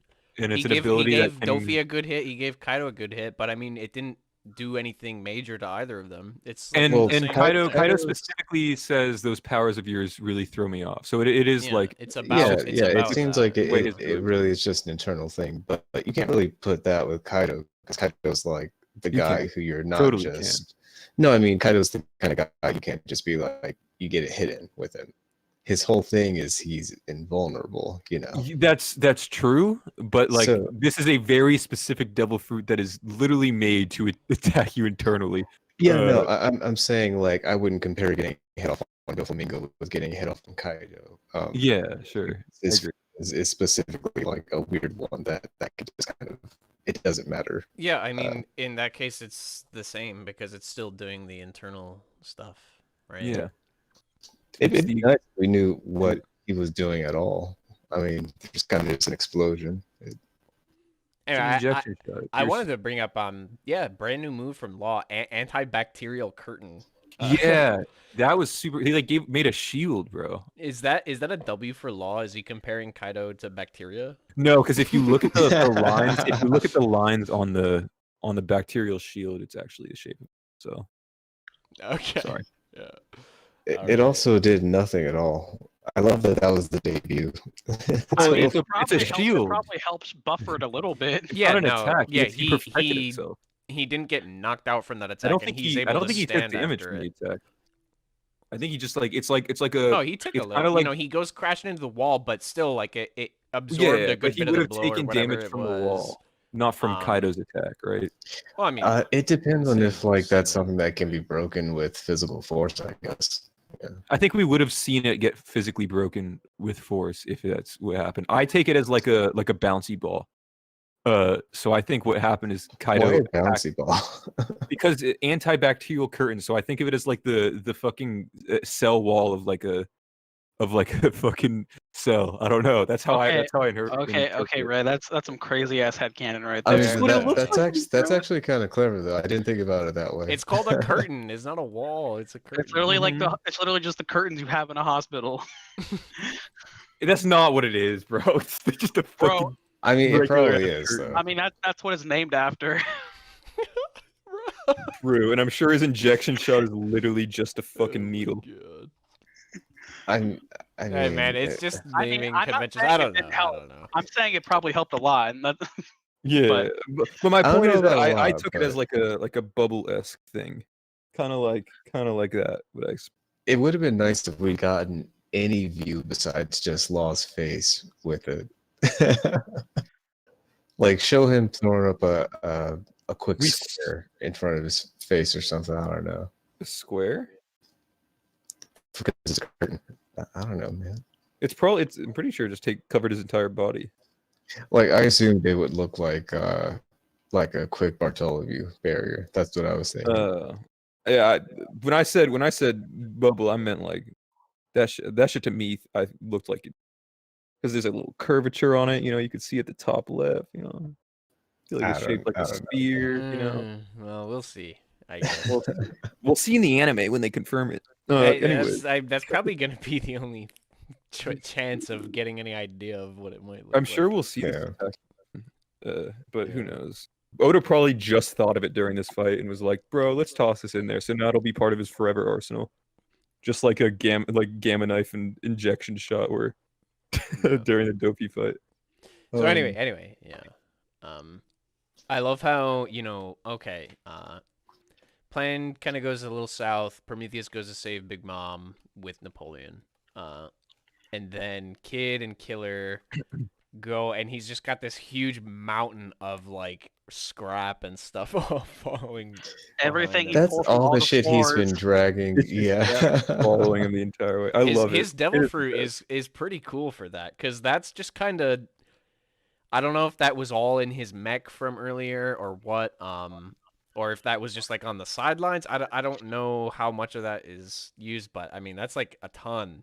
Like look at the size difference. He's got like tons and tons and tons of metal just falling around behind him. I don't know where he found all that fucking metal. Honestly, He's been gathering it from the yeah, bottom but floor. what are these huge things? Like look I at think the he just size. reshaped them into that. I don't know, bro. Yeah, dude, I don't know. Yeah, it's like so he weird. ruined their Where'd he get a plumbing. melt metal? Dude, they're gonna need a plumber after this shit. I tell you, True. like it's all screwed up, Onigashima. It's got Yeah, like a wing of a cross right there too. Yeah, it looks like the hilt of a sword or something. I don't even know what that is. Yeah, That, it like, reminds me of whale-tail Mihawk thing. fucking thing. Yeah. Yeah. Yeah, it's But yeah, the kid Yeah. is just the fucking coolest. And then like Big Mom is saved. Despite like the whole week of us coming up with all these extravagant theories of like what happens with Well, Big Mom, it we just, didn't yeah, expect Zoro she to just take it got out. she just got saved. We didn't expect Zoro's incompetence. That's all. Yeah, literally, Homigashima, like, oh, her kids are gonna show up. Oh, she's gonna turn into Olin again, and it just was like, okay, Prometheus got through, and yeah. Now I'm convinced the kids just aren't gonna show up ever. See, I I- just thought she was gonna fall onto the mainland and just go on a rampage there. She saw the someone had to ocean stop below her. her, didn't she? Didn't she like literally say some shit like She that? said, She "I'm said falling it, into the but sea." she didn't She actually said, like but see beneath her. or For some anything. reason, people were saying, they were judging that one panel of the mountain instead of Yeah, what yeah, she yeah. said. So That was Trust just the word Oda's of Oda or Big Mom. I guess we trusted Oda too much. True, Big Mom is our queen. There you go. But yeah, so we get Prometheus with his hat on, just just fucking snagged Big Mom's hat. Now he's the king. I don't know. I'm enjoying fucking everything with Big Mom that I think everyone else is probably gonna be hating. I love everything that's happening with her. Yeah, it's the way that she interacts with her homies and the way that she handles herself is a lot more entertaining to me than most characters. Yeah. Yeah, a lot of people Yeah. have been saying big meme, but I'm still a big fan. So Yeah, me Yeah. too. now, what do you guys think Prometheus's favor is? Yeah. I think he has to be combined with Clouds himself. I'm hoping. Hello? Bean, you good? Okay. Huh? Well, whatever. I'm Uh-oh. gonna say it's. I'm gonna agree with Bean here that it's gonna be combined with Clouds and not make a new Cloud. So just But, so Prometheus is basically saying like Zeus keeps getting captured, get him out of here. Yeah. I'm the new Zeus now. He even has the hat on. He's the captain now. But I don't know. I think that kind of just all the I don't know. My immediate thought is like, okay, so he asked, "Oh, can I ask you for something?" And then they show up, and then we get like these storm clouds, right? Yeah. So I mean, like, instant thought is like, okay, Zeus is getting the can, and she's making a new homie here. Yeah. Either it's that for sure. she could just be making a storm, like Tom's is saying that. Maybe it's something completely different that we haven't seen yet from her potentially, but I don't know. That's my immediate thought. That seems like the easy answer, but you know, Oda likes to surprise. I us, don't so. think a storm is in Prometheus's interest. Because he's fire and he'd get rained on. He makes a storm constantly. That's like yeah, what he's him famous and for. Zeus like rotating around the top of the fucking castle is what caused the storm on Whole Cake Island, no? Yeah, it's the two of them Yeah, together, not just Zeus Zeus. is, you know, it's like Yeah, but it's heat not like rising Prometheus and would be rained on though.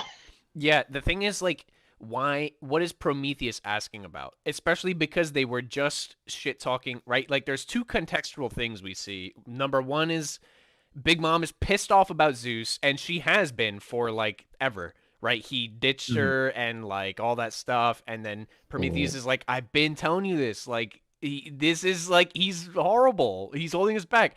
Hey, let me ask you something. And you know, it could be about something else, but then after that, we also get this added context of like brewing storm clouds. So it's like, you know, the answer that we get led to is like, is she gonna just kill off Zeus and make a new guy who's not gonna Well, I don't fuck think up or something? I don't know. I don't think she can just kill off Zeus though. I don't think that's like how it works. Can't I she don't think just she can. can't she just I take don't her think she soul can. out of him or She something? probably She- can if she Probably touches a him. Yeah, she would have to like drag the soul out of him. But to me, this confirms like Zeus is going to Nami. if it is indeed a new storm cloud or something like that. Termed Tomi, right? Mhm. I think it's been confirmed for a while now, regardless. But this just kind of like adds more fuel to that fire. No pun intended. What if Zeus becomes a straw hat that actually dies in the story? Someone was saying That's what's up. someone was saying that okay, Zeus just gets left for dead. She makes something new out of her own soul somehow. And like, okay, then Zeus actually does stay with Nami. I don't know if that's possible because I don't know how much of like her own soul that she actually has to, you know, keep dishing out. And like the question also is asked like, why would she have not had a fourth homie instead of just three? Yeah, there Yeah, is that- a lot of that's why I like the Prometheus combines with the clouds idea better. Is because that way you don't sacrifice like another part of your soul. It's like still Yeah. the same soul. So what does that look like, Adam? How does it work? Bro, I don't fucking know a flaming cloud that can shoot out lightning. Wait, I don't no, know. I don't we know. literally know what a flaming cloud looks like. It's surrounding the castle right now. It's Yeah. the reason that it's floating. Yeah, I don't know. Very weird topic to consider because like, how do you combine just like a flame in a cloud? I don't know, man. Like normally, and how would you go about that without sacrificing more of your soul? Can she just like morph stuff together? Like I don't. No, whatever he's asking is definitely going to be taking Soul. It's plenty possible Yeah, I think that so, there's too. some element of her devil fruit that we don't know about. It's possible, but Mm-hmm. yeah. who knows? I think the fact that he's like asking her for something, like makes it seem like it's like a burden to her. So I feel like it would be like taking some of her soul, but who knows? Who knows for sure? Either way, Yeah, that's Kid and what I Kid and was Kill are going to thinking be too. dealing with something crazy. Yeah. Not sure what. Yeah, they're about to die.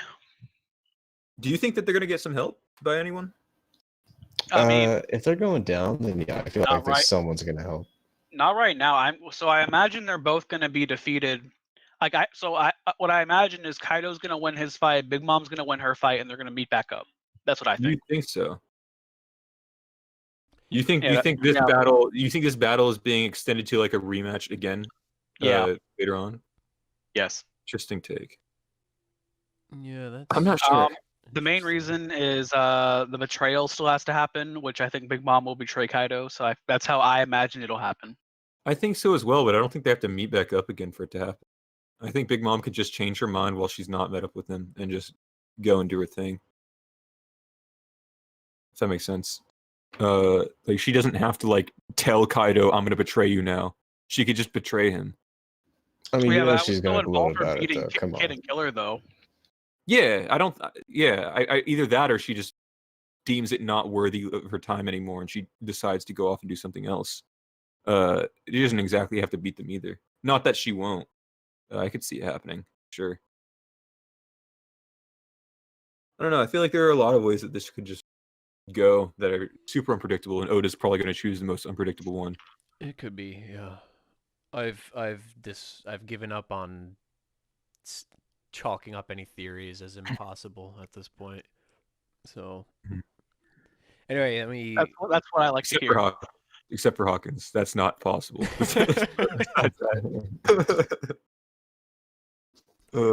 Yeah. Okay, time to get to everyone's favorite part of the chapter. Yeah. So One of them. Zoro's shaking, huffing, puffing.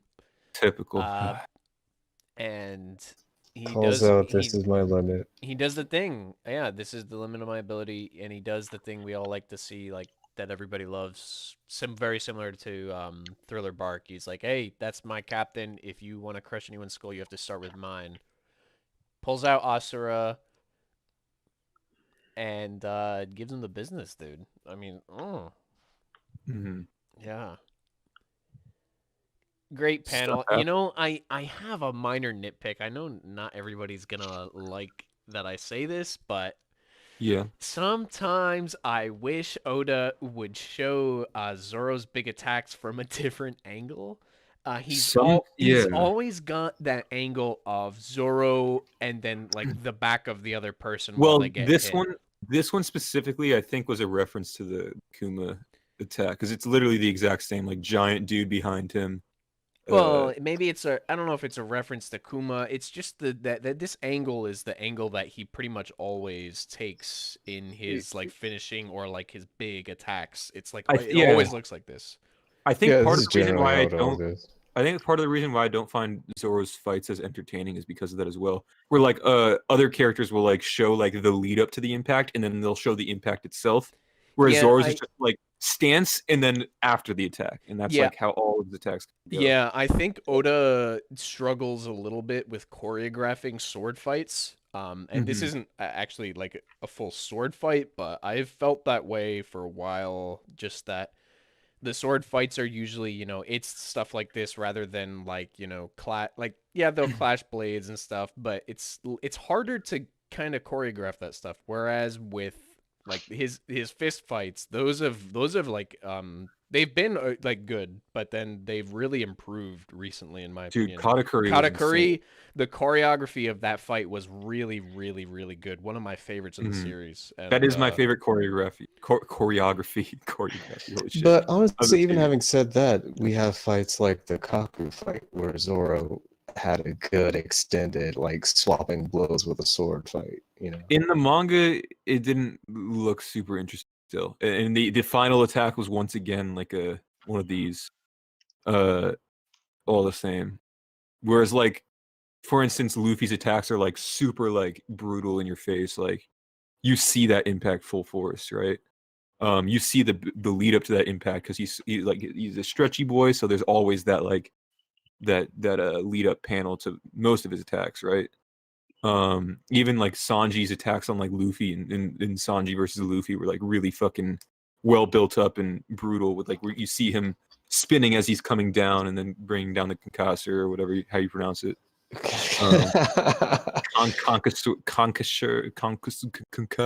Concuss, maybe. Conquerors? Question mark? Conquerors hockey? Sanji? God damn it. Okay. But yeah, that's just just Different the one. stereotype of swords. Yeah, and I'm sure it's intentional. I think if Oda wanted to do Absolutely, something, it's not yeah. like he wasn't able to. But yeah, that's just a little nitpick that I have. But I agree. I I've still always like felt that way, it. yeah. Still like it though. Oh. I But still anyway. find it entertaining. Well, No, yeah, it's cool. It's cool stuff. so But we get the line. we get the Oh, line. you have to- yeah. Don't tell me you can use the color of the Supreme King too. And then he says, and then Nah, I he can't. doesn't tell him, so it's all good. Yeah. He doesn't have it. Yeah. No, I'm Yeah, kidding. we're good. Wait, before yeah. we get too far ahead of it though, one thing I did like was Zoro was sitting there just parrying like Kaido's attacks as he was doing his Ashura there. And no one talks about that. That's pretty cool that he just Was sat he- doing that. That's not how I interpreted it. Yeah, you can see like the sound effects there, the clang, clang, clang, and Kaido's holding his club overhead, like he's Yeah. swinging it down over and You over. The said, way- you said he parried his attacks? I don't The think way Yeah, I it's like interpreted a- the way Yeah. I interpreted that was that he's clinking his own swords together. Yeah, Just that's like a wind up. that's how I see it. It's like it's one of those. You think so? Wind up, Or like yeah. like sliding them across each other and stuff like that as the wind up in a way. That's how I felt, because I the perspective is a little difficult to kind of tell, but I think that's the wind up. And then we even see his face, like, he's not that could happen too, I he's think. not like in the middle of an attack. It's like this is that face next to it. That's his rush up to Kaido, and then he goes through with Exactly. the attack. And Kaido's like like preparing to swing down kind of thing, and then Zoro like speed blitzes him or whatever. Yeah, I I took. was trying to say that King. His eyes and tone. God Oh damn my it. god, I'm done. I'm so sad. Neither is Kaido's. You know, let's Oh wait, move on yeah, from that Kaido one. gonna open his. Okay. Yeah, mean, yeah. Zoro. Yeah, I mean Zoro's been, he's done a lot, but somehow it feels like all of a sudden, he's like totally out of commission here after this. Mhm. Reasonably so after what Yeah, he I has mean, done. last That's chapter, crazy. this chapter, crazy. I mean, we even see Kaido, on the page here, he's like, "Oh, you did enough. This wound will remain with me." In the fan scans, that was, "This will leave a scar." Yeah. And he's even got like a trembling, like effect on him. Like he got rocked by that attack. He actually did get That pretty actually did damage significantly damaged. Yeah. Yeah, he now has a permanent scar from that attack. So all the way across his chest. yeah, so basically, Zoro's just now comparable to Odin 20 years ago. Then that's honestly how I'm taking it. I have no problem assuming that. Yeah, I mean that's what it looks Hmm. like. I mean, if not even more, because this is Kaido 20 years later too. Hmm. Oh. I'm not gonna go into that. Yeah, I don't want to. I don't think that's a worthy power scaling thing. Mainly because we really don't have jack shit to go on. But yeah, regarding well, what we know is, like, this is, basically what we're hearing right now is, what it looks like to us is Zoro is able to use some kind of conquerors here, and then he's also managed to scar Kaido, which is something that only Odin was able to do previously. Yep.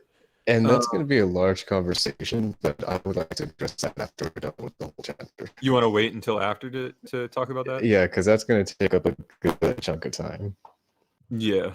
Once we start getting to the other conquerors done anyways. stuff, then we see about that. Yeah. Okay.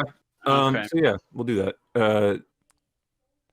Anyways, we move on Yeah, to he the. got hurt. I love this fucking. Obviously, Zoro's out. Kaido took a hit. I love Oh, how yeah, I love this. Kaido's not. Kaido's not he's not fine or whatever. Like he's taking the damage from battle at this point. Yeah, like, dude, he's taking look at a his lot of look at the attacks. gash. It's literally dripping. It's like fucking seeping out. He's got a you can see it in the big top middle panel. wound there. He's taken a lot of other attacks. He's like shaking, and you see that little puff there, like he's breathing heavy. Oh, he's huffing. Oh my god. And but yeah, at that, and he's still like, we get this panel of him. He's so big, and like you don't even see his face. It's like shadowed up, and he's just like, yeah. Even though, despite all that, he's like, yeah, you guys have proven to be an annoyance, and he's like ready to kill him at this point, right? And yeah, they get for hit sure. hard. Yeah, he like speed blitzes the hell out of Law. This is and, my favorite and Kaido Zoro. attack. This is the Yeah. favorite Kaido attack I have seen so far. I have to And he say. hits both Same. of them, and they just get rocked. Yeah. Yeah. Dude, the This fucking chain wave of, like- lightning thunderbolt. Yeah, I that, wish that it was lightning, that black lightning, like dripping. The Conqueror's behind it. lightning, yeah. yeah. Oh man, dude, Kaido's too crazy, man. He's sick. Somebody, so people good. have been reposting this list of attacks that he's like taken on and survived and tanked and whatever, since like he started fighting. And the list was so long, like all these named attacks from like super strong people, like all the Scabbard attacks, and then like all the Luffy and Kid and Law and Zoro attacks. Someone find that for me. I want to read that. Yeah. Yeah, I could look for it after this, but After this. yeah. Do you think Law's out? Do you think like obviously Luffy told in the future Luffy tells Law to move out, but do we actually think that this was the attack that did him in? Because even in a like Law or as Zoro Zoro, is, did I say Law or Zoro? you said Law. You said yeah. Law. Yeah, I meant Oh, Law. thank you, So earlier on, when Zoro is like winding up the attack, that the Astra or whatever, he tells Law like, "Hey, this is the limit of my ability. After this, it's up to you," or whatever. So I feel like it's hard for me to believe that Law's actually like down for the count, I guess. After that attack, even though No, he he's not. No, he's I talking later in the 100% chapter. agree. yeah. Well, okay. He he's speaks not later in the unconscious. chapter. He's not unconscious. Yeah. Oh, Yeah, really? no. Yeah, Yeah, no, no. he's not unconscious. Oh, but you're he right. is out of the fight. Zoro doesn't Oh, you're speak right, after okay. this, but Law talks. Yeah. So he's not You're right, he's not okay. out. He No, Zoro's done. Zoro's done. Zoro's down at least for now. Yeah. I think he might get back up later and fight somebody lesser. I do. I would my be my, okay. my opinion is that that Law. Yes, he is going to go down off the roof, and Okay. so you especially think he after Law watches the display of Luffy later in the chapter, and he's like shocked. And Luffy says, trust me. Right, Law knows, when he says that, like, you listen, right? So I think they're going down, and they're will? gonna I agree, Evan. rest. I very much agree that, that I Zoro will would- potentially. I think Zoro's going to meet up with Hiyori, like by chance, because they have kind of like a thing going on, and then meet up with Orochi after that. I would actually be okay if Zoro was just out for the rest of the fight here, the full on rest of the war. I Like, the man I don't has think that's gonna happen. put That's not in- gonna happen though. That's not a. It, That's it not a might Zoro not, it might not happen, but the man has put in his hours. Like, he's you put go. in his work. Look at that- He look at that panel, Bean. deserves Look at the that panel, Bean. rest. Which one? Evan posted it in voice chat manga. Oh, about Toriyas. Yeah, okay. I can take him like cutting off Orochi's last head. I'd He's be not fine going to with do that. some crazy shit anymore. I don't think. I think he's done his fair amount. I think this was his like main fight, but I think we're Yeah. going to get some like emotional engagement with Orochi. Right. I think I'm that's a good with good that. option. It's possible that he could help out in a small way against one of the Yeah, that too. commanders. It's likely or not. Okay. likely. One of those things he could well, do. Yeah, so the big thing is, so if Law sends Zoro down, the most likely place he would send him to is where he sent the Scabbards to. That makes the most sense to me. Yes. And obviously Jack is right there fighting Inarashi. You think he would help Inarashi? He might. I don't know what he's gonna do, but and then obviously the Scabbards somehow went from there to where Orochi was also. So obviously you can meet up with Orochi too. So but I And think Hiyori was in that area too, or I guess Hawkins was, right? yeah, yeah. Maybe Hawkins versus Zoro, who knows? No, but It wouldn't Hiyori. But Hiyori was in that area, so I think it's like everything is set up for like those confrontations, I think, to happen. And you're If probably they, right if about they go Lost being down, there. I can see Law helping with Jack. Zoro's not fighting a commander, or well, not even Jack after this. Like Just not maybe not cut this off Orochi's second. head. Not this second, at least. At the Okay, very so least, I yeah. could say I could buy him taking on Jack just because Jack's so beat up. But otherwise, I agree. Zoro is far worse off Yeah, than Jack. that one attack, Zoro's Worse off bad than fucked up. Jack But and Orochi put his together. thing though. You know, that Yeah, I was about is to say. that's his whole thing. That's like been his shtick, is like fighting beyond. You know, you remember in Arlong Park, he's like, Arlong's looking at him, he's like, dude, this guy's supposed to be dead.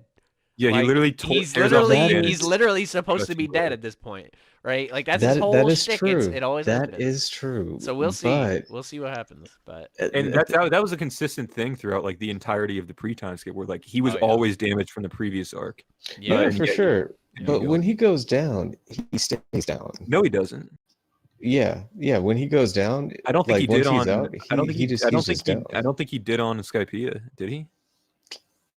Yeah. Doesn't Enel knock him out and then like he's just out the rest of the arc? Doesn't he get up and then take out the is- fucking giant beanstalk afterwards or some shit? that is kind of true that that like was Wiper. it's right? kind of true that like I thought it was both in of them. a lot of I the mean, situations he Arlong doesn't. beats him, and then he comes back to beat Hachi, and then You're right. You're right. Yeah. and then I guess Kuma sort of like knocks him out, but obviously he gets back up, like, and so does Sanji. Bean, was this before or after? I'm posting a Boy Chat manga. Was this before or after he got hit by Enel? That's got to be after, right? 'Cause Yeah. that's got to be when they're trying to help. Because look at all the lightning. Because the NL stuff was like way beforehand. Yeah. So I Yeah. feel like he gets up, bro. That's his thing. He keeps fighting on. I could definitely see him getting more confrontations after this, even if it is like helping with the commander or something. I wouldn't be surprised. I honestly can't, like, getting up after getting tapped a few times is one thing, but when he's at his limit like this is like after Kuma, after Mr. One, after what's another good one? Really, those are his worst. So after Mihawk, I guess. He was still, conscious after Mihawk, All right. I mean, But yeah, I definitely think he's gonna get back up, and I think he's gonna do something else. I don't know. It might be fighting Jack. It might be. I don't think it's gonna be King. I don't think it's gonna be Queen. I think it's Orochi related for sure. I can't see him being able to fight a commander. Like Orochi, sure, maybe even a flying six, but I can't see a commander right now. Well, the thing, not on his own. I think like he could help out in some way potentially. I don't know, but yeah, he's real bad. That attack we can't underestimate that attack. You know what? I'm gonna. that he took. He We even used to called have- out that he has nothing left. Like We used to Oh, yeah. we used to have Archer in these, so I'm gonna say it for him since he's not here. Archer thinks that he's going to turn Enma into a Black Blade during this arc. And that is a reasoning that he would have used in this conversation as to why he's not out for the count and why he's going to continue fighting. Yeah, maybe. I can see. I don't know. Yeah, I mean, I can see any of these. They're all plausible, in my opinion. If it hasn't turned into one after Yeah, what Archer's he an just idiot. went through, though, like what's it gonna do? Because nothing else he goes through is gonna be anywhere near as bad as that Hakai. Yeah, definitely not. That was like, he took that and like with the last of his energy, at least for now, he used Asura And just permanently scarred Kaido. And if it's not black already, I don't know, man. I think it would have been drawn attention to if It would have, was- yeah. But it's possible it wouldn't be like, maybe that's like he gets up later and he looks at it, it's like, oh shit, or something could like be that. that, Maybe too. it's at the end of the. I don't know. It could go a couple of different ways, but my immediate thought is like we would have seen that. But instead of that, Maybe. we're getting this focus on okay, well, apparently Zoro can use conquerors, and on top of that, he's scarred Kaido, right? Yeah. Yeah. Anyway, we've been Yeah, on that. We've been on that for fucking. Yeah, I wanted to forever. talk about it before we got into the whole Conquerors thing, because that's the Yeah, because basically the rest of the entire chapter. That's the elephant in the room here. Yeah. Okay, can I bring something up different than that before Yeah, that? yeah, for sure. Do you guys think Law is gonna stay on the roof or not? And if he does, what will he do? Yeah, that's what I was wondering. That was my question. I basically, think he's. Well, maybe he does. So my opinion is he's gonna stay on the roof and he's gonna help Kaido, just like how it's gonna be like a 2v1, just like Big Mom, and it's gonna 2v1. It's gonna be 1v2'd by Kid and Killer, and this page from like 1001, 1002 is like huge foreshadowing of it. That's gonna happen. Which page? Oh, you posted it. Okay. Let me see this. I mean, I think at minimum we know he's gonna put Zoro off the roof. Oh yeah, I agree with that. Pretty much everybody can say that. Whether he stays or not, I don't know. I feel like he would. It's a question of whether he trusts what Luffy just said, right? Luffy literally just said, like, we're not here yet, but at the end of the chapter, he was like, "You guys did great. Go ahead and let everyone know I got this." Like, it's on him at this point. But at the same time, like we in the panels that Adam showed, it's like Law's making his own decisions in his own mind, right? Even if Luffy like says, "Yo, go down," he doesn't have to listen, and he might not, because that's like kind of part of the dynamic, right? He might not. What we see right now is that Law is conscious, but he's laying on the ground. Zoro is totally out right now. Law is lying on the ground and watching things play out. And Luffy says you can go down now. So maybe they do, maybe they don't. I know Zoro's going down for sure. Law's definitely putting him down. Not putting him down. He's not gonna kill him. But... Killing him. Yeah. Okay. Put him out. He thinks every bone is broken in his body. He needs to be put down. Yeah, he's like, as a doctor, I can't take this. Yeah. I don't know. But yeah, he's definitely putting Zoro in a safe spot if he can, for sure. So I guess now we can talk about the fucking dope ass like triple page Conquerors hockey clashes. Luffy does the thing. He recognized. I guess so this was talked about earlier, where he recognizes that based on taking a hit from the club. I think the fan translation said like taking hits, and then this translation is like taking that hit from your club. So the fan translation just said taking that hit earlier, and I think everyone thought.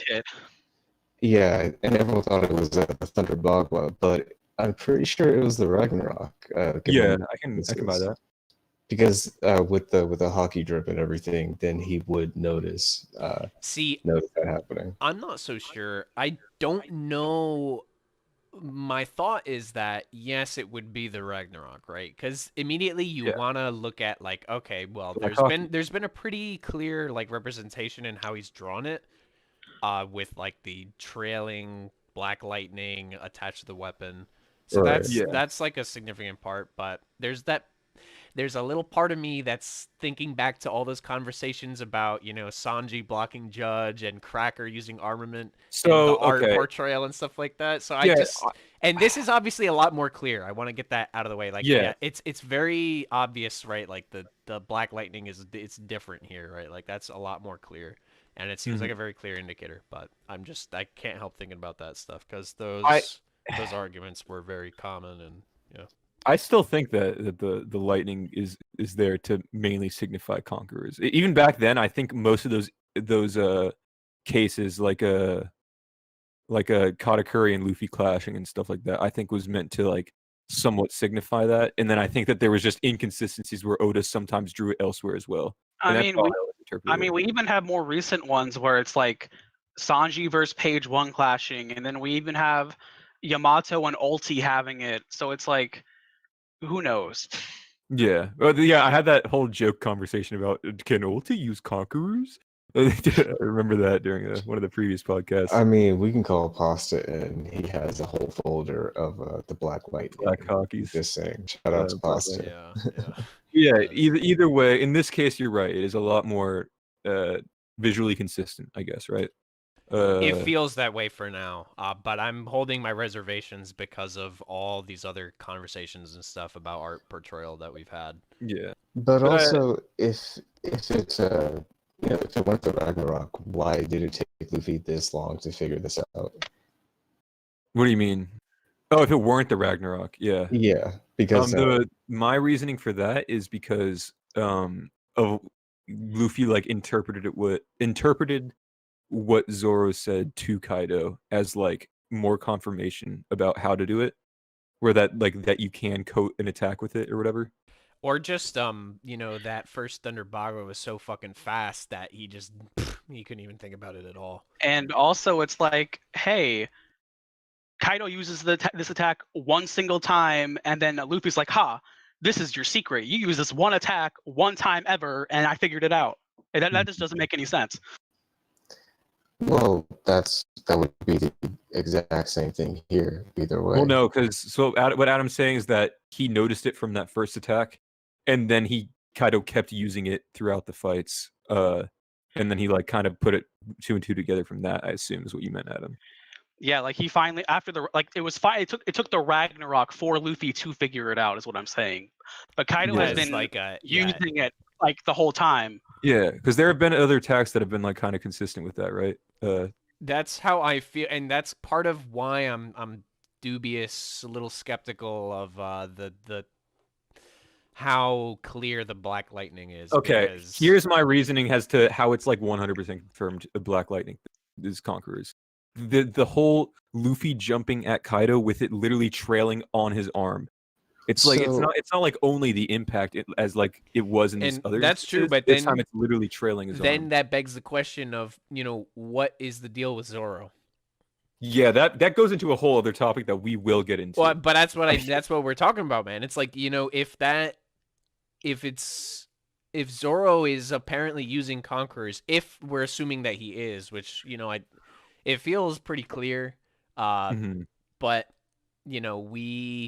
we don't see any of that lightning. What is that? Is that going to be something totally different? Is that his own unique manifestation of Conqueror's Haki or what? I don't know. Given how it has actually been the only unique case so far, it seems like it will be something different concerning him. Like either some lesser form of it, like he doesn't have the full use like Luffy and Roger and Whitebeard. I don't think Oda is just like making an error in drawing in the same exact chapter where he literally shows Luffy doing it like 5 times in a row. Definitely not. There's an error in drawing, but this would be like not drawing. My thing, I don't think it has to be an error because like with the Cracker fight, for example, I don't think it's an error. It's a matter of how much is going on the screen. Like if you go back and look at Zoro's attack with Asura, there's like so little space to.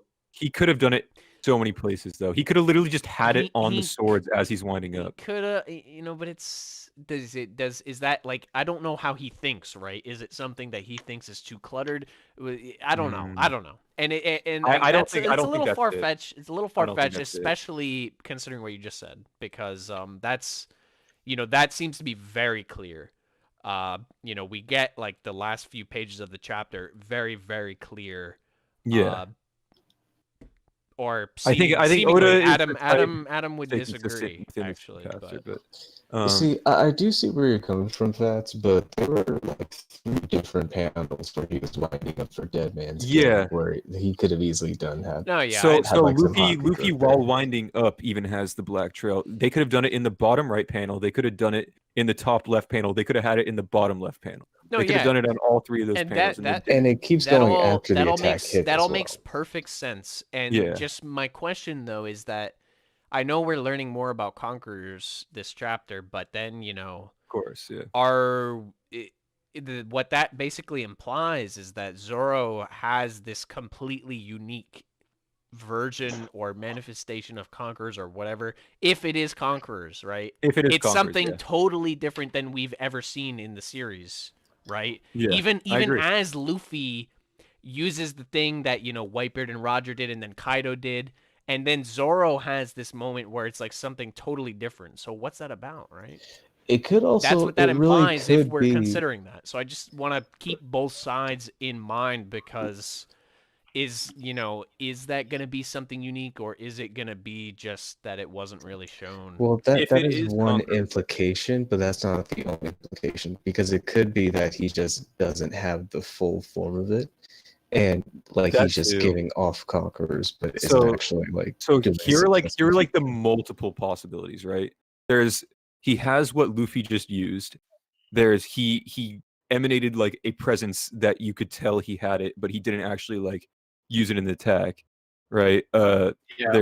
There's the Odin thing that if you want to buy into that, and then there's that he just it just was strong enough of attack that managed to damage him that he made an assumption that it was that it was Conquerors, because it's like, how the fuck else would you do that to me? I Type of thing. want to give some credit to that last one too, because I That's think actually what I'm on right now. That's like a total possibility. Yeah, Yeah. we'll have to see. And I think that would be a very good way for Oda to carry into like explaining why this is such a big deal with Enma or something like yeah, that. I mean, he why even Enma- did. There was that moment earlier in the raid where it was Brooke was like, "Oh, was that Conquerors?" And Zoro was like, Yeah. "Of course not." And then like Could have been maybe that's a bit foreshadowing, of a stretch, but I do think maybe it is possible that Zoro's attack was just that strong that he assumed that was the case and it wasn't.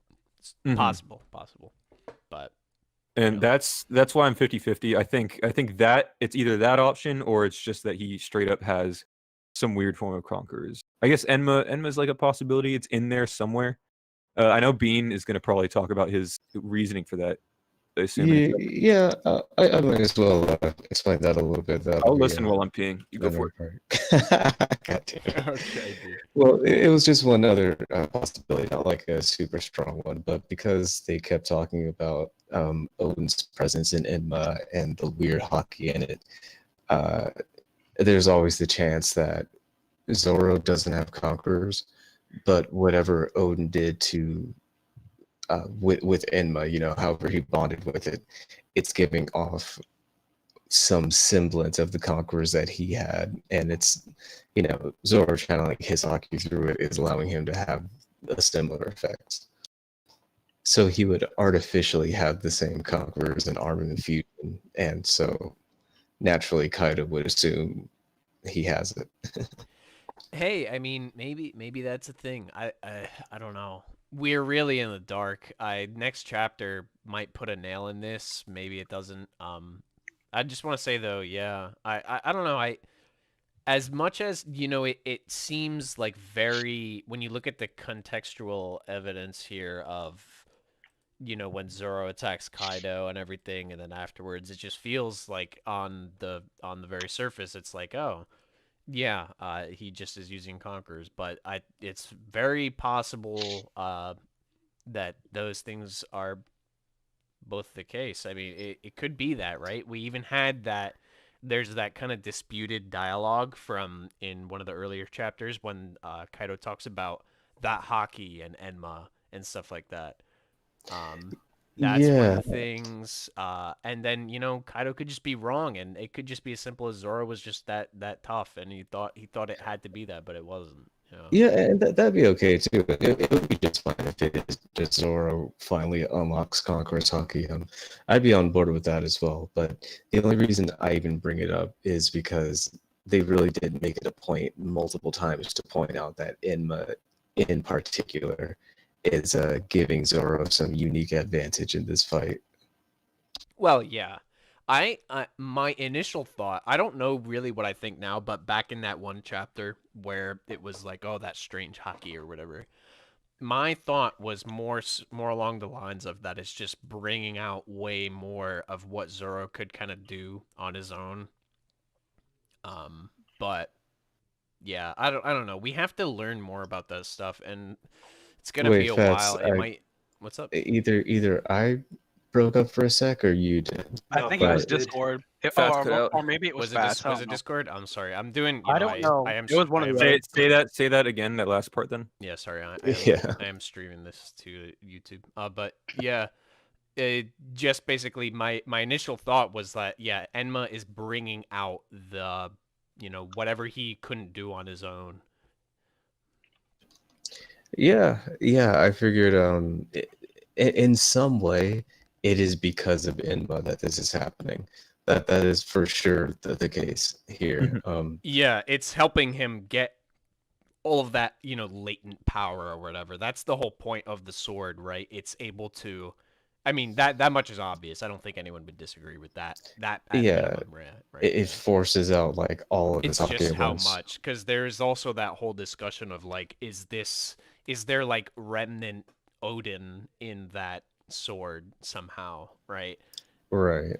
Yeah, that's something else. I don't know. Well, we'll have to see. I feel like that might be something that gets explained later in the arc, like actually after it's over. Like Hitetsu can kind of talk about that potentially, or someone like of that accord. True. I'm just gonna say though, we're still waiting on Usopp to talk about his Haki. I'm just saying. I'm telling you, dude. Hmm. There's that one. But no, I'm sure I we're think actually gonna have some word about yeah, it for Zoro. we're much closer to the end of the story now than we were at that time, though. So it's like I don't think that's super comparable, especially because it's like And Zoro having this is a lot more important than Usopp having observation. yeah, observation is like a thing we know about. We've like that's not as rare as something like this, right? If it Right. is, of course. Right. I guess either way, even if it's not Conquerors, it's still like rare to whatever N was doing or whatever is happening there. To hurt Kaido. So Yeah, either just way. to be able to hurt him in general. Yeah. So as we can see here, it looks like he's reminiscing about how he's been using advanced armament Haki this whole time, and it hasn't been working for him. Yeah. So the way I interpret this is, where is it? Fuck. What page is it? I'm losing it. Shit. Yeah. Okay, I found it. It was 2 shadow, but after taking that hit from your club, I figured it out.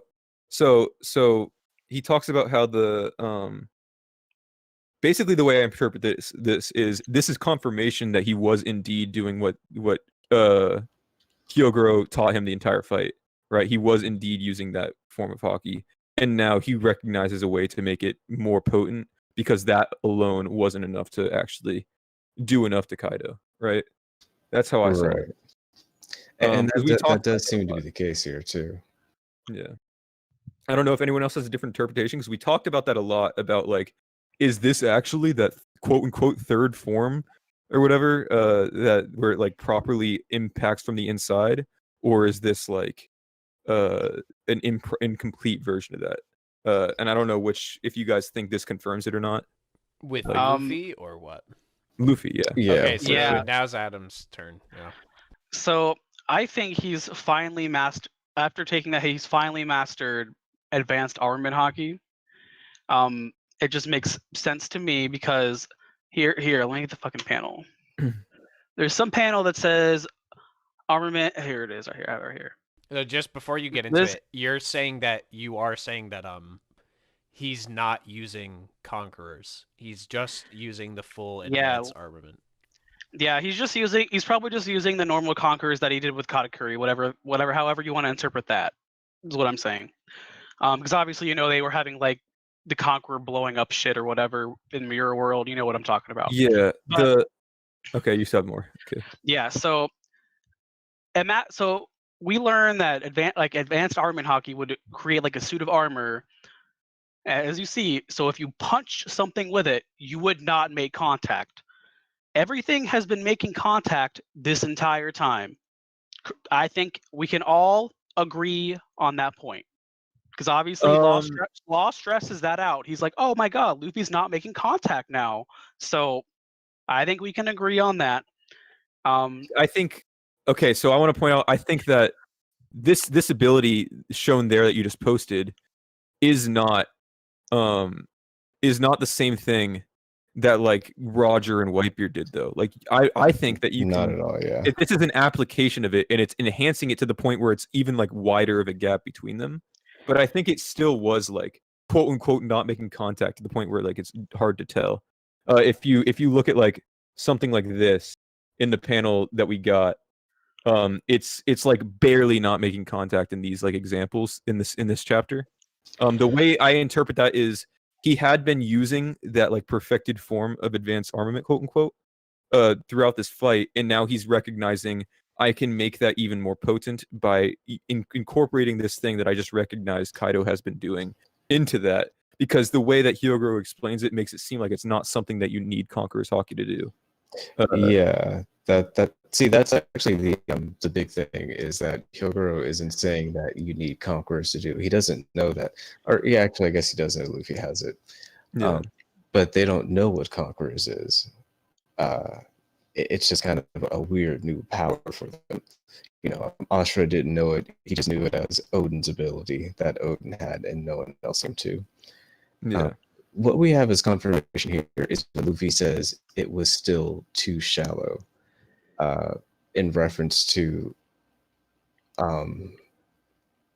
the ability itself. Yeah, the advanced form of it, like the full form where it actually goes in and explodes from the inside out.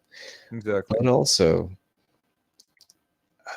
the touching hasn't been so attacks have touched. But for example, Odin, the samurai who would know what this haki is, you know, he is one of the strongest, most skilled people around before he even left with Whitebeard. He was shocked when Whitebeard and Roger clashed and didn't touch at all. Exactly. Like, Yeah, that's a new ability to him. And this is keeping in mind they don't know what Conqueror's Haki even is. They wouldn't know about this ability of armament. Which would also explain why no one could beat Kaido, because no one else would really know. Adam. Exactly. So you talk, yeah. So the thing is, the samurai don't have to have advanced armament haki. Like Odin would not know, like just how Luffy would not have known. Like even Rayleigh fucking showed him, and he still didn't fucking know. And Rayleigh didn't even tell him. So I'm not gonna say that all the samurai will know.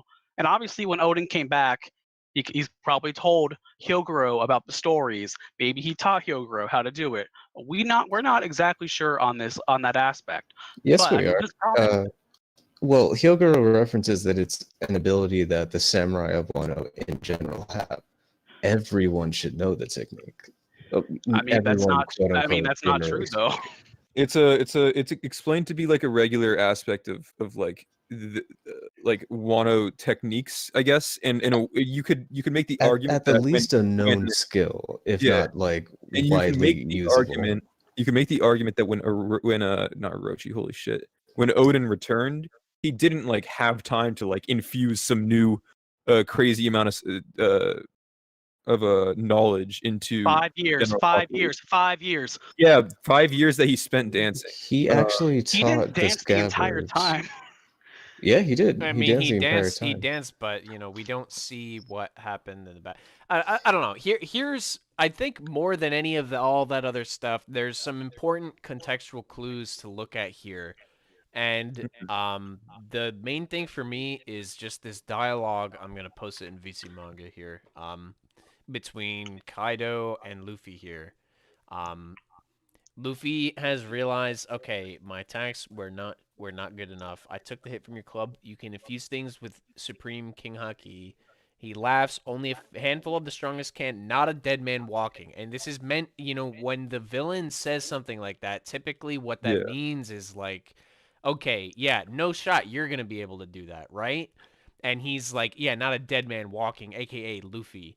And Luffy's dead. Luffy proceeds to then use the ability that he is talking about. That bounces right off of the Hyogoro pick panel and up there too. You know, in the midst of danger, power truly blossoms. It's true because Adam had talked about before that it's possible that you know, because what we're seeing here is Hyogoro he's not talking about the advanced conquerors or whatever. He's talking about armament.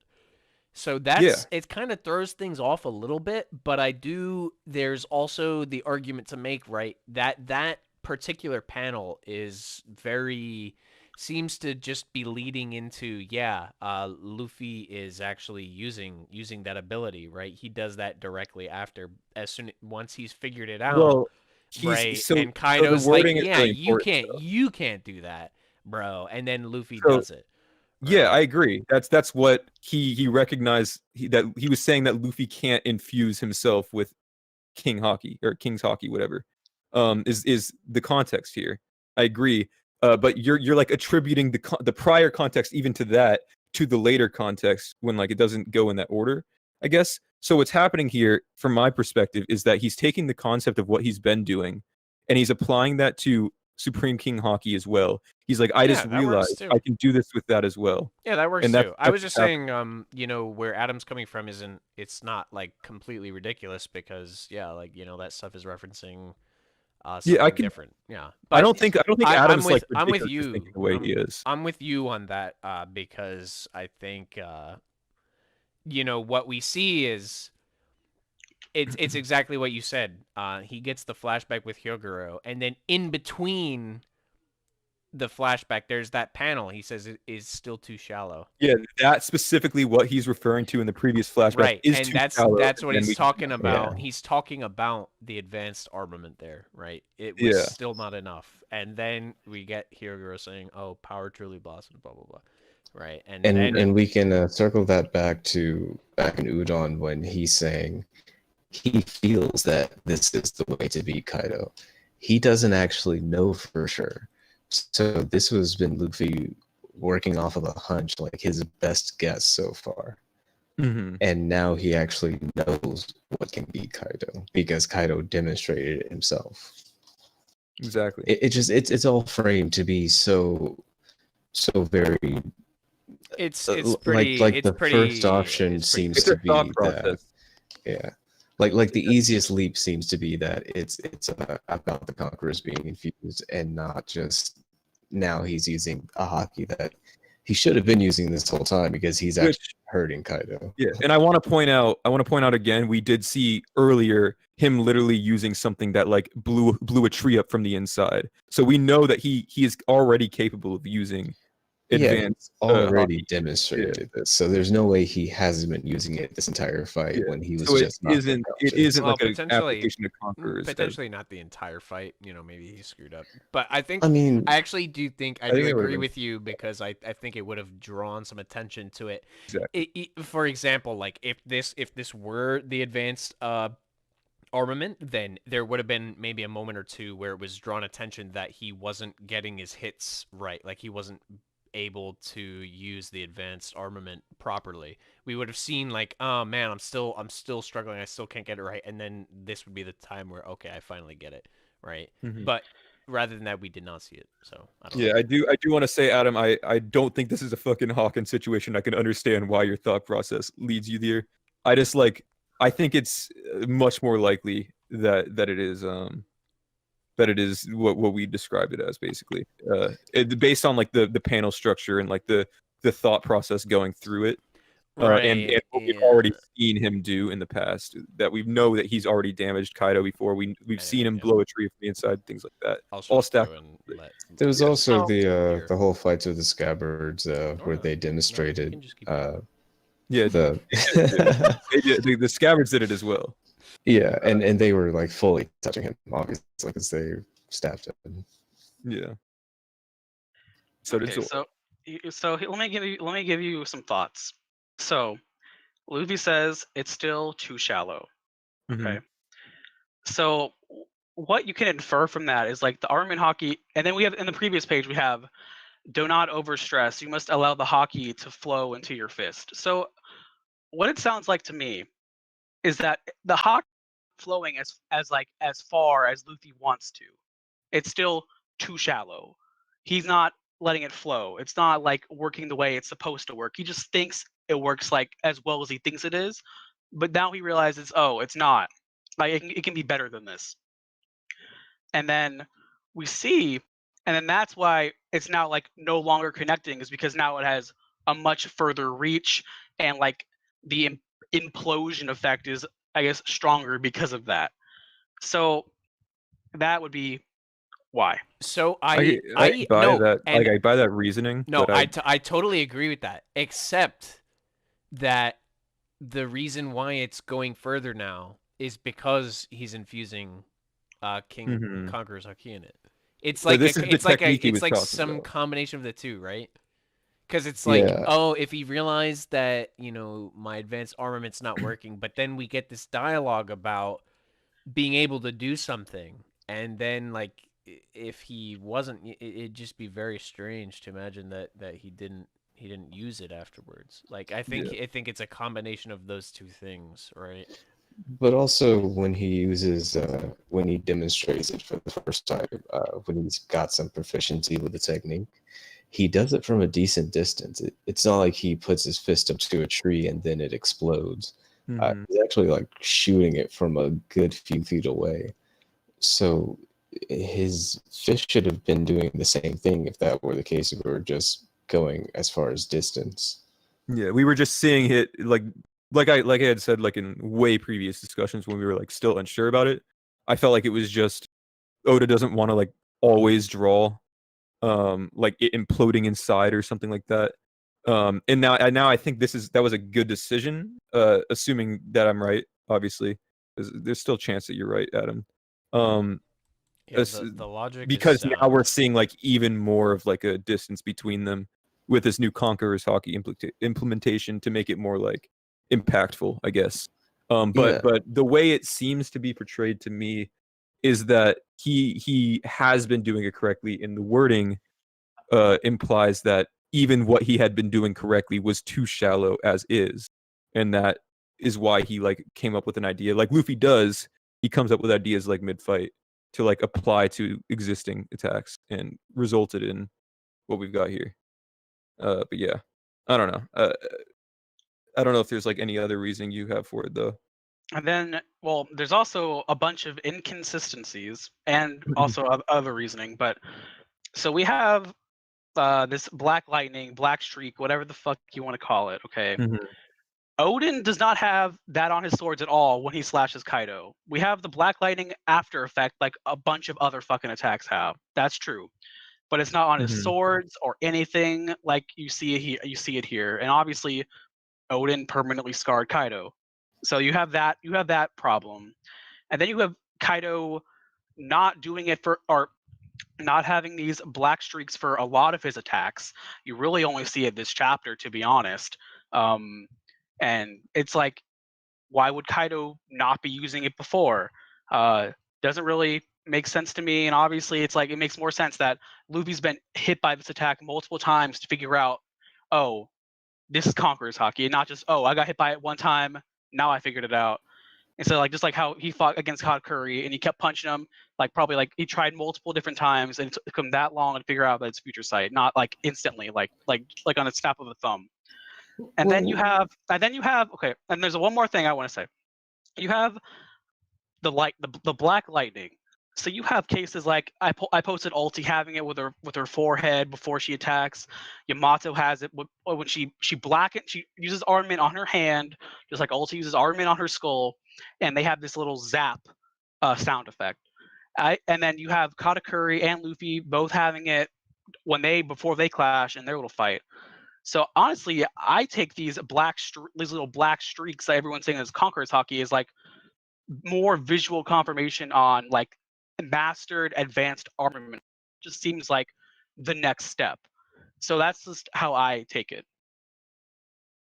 Well, mastered advanced armament I can't buy because the same exact streaks happened with Luffy versus Chinjao during the tournament when they were both hitting each other with a regular armament hockey attack.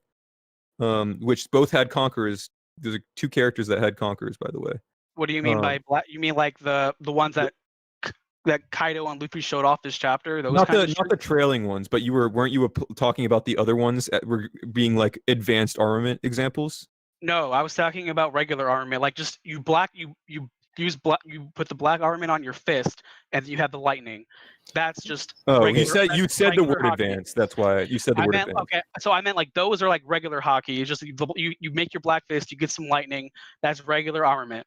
But then when you get those black streaks that you see Roger, Whitebeard, Luffy have, that's like mastered advanced. So like it just seems like natural to flow from black lightning like those black streaks. Why would that be mastered advanced? Hey, it's specifically the date, like the chapter or the page before says that this is him mastering conquerors. Why would that like all of a sudden apply to advanced armament being mastered? So I wanted to answer those points, Adam. So your first one was that Odin didn't have the. He's talking about the blade streaks as the blade like follows behind. He's not talking about the impact ones. He did have the impact ones in that picture. In that panel. So for that one, in all fairness, this wasn't the only way to find two Scar Kaido. You know. Okay, I see what you mean there. So she has it. Some people do have it coming off, but not as like excessive as Luffy has it here, or as like Whitebeard had it. There's a clear visual distinction, I think. Yeah, there's a very clear one, because Katakuri also has some kind of lightning effect as well. Yeah. I mentioned him, and then Yeah, he doesn't have it like dragging out behind him. Like, yeah, we have like a few arcs coming off, but there's not like some tendril of Haki hanging off of her hands like with everyone else. Very thick, like electrical field or whatever.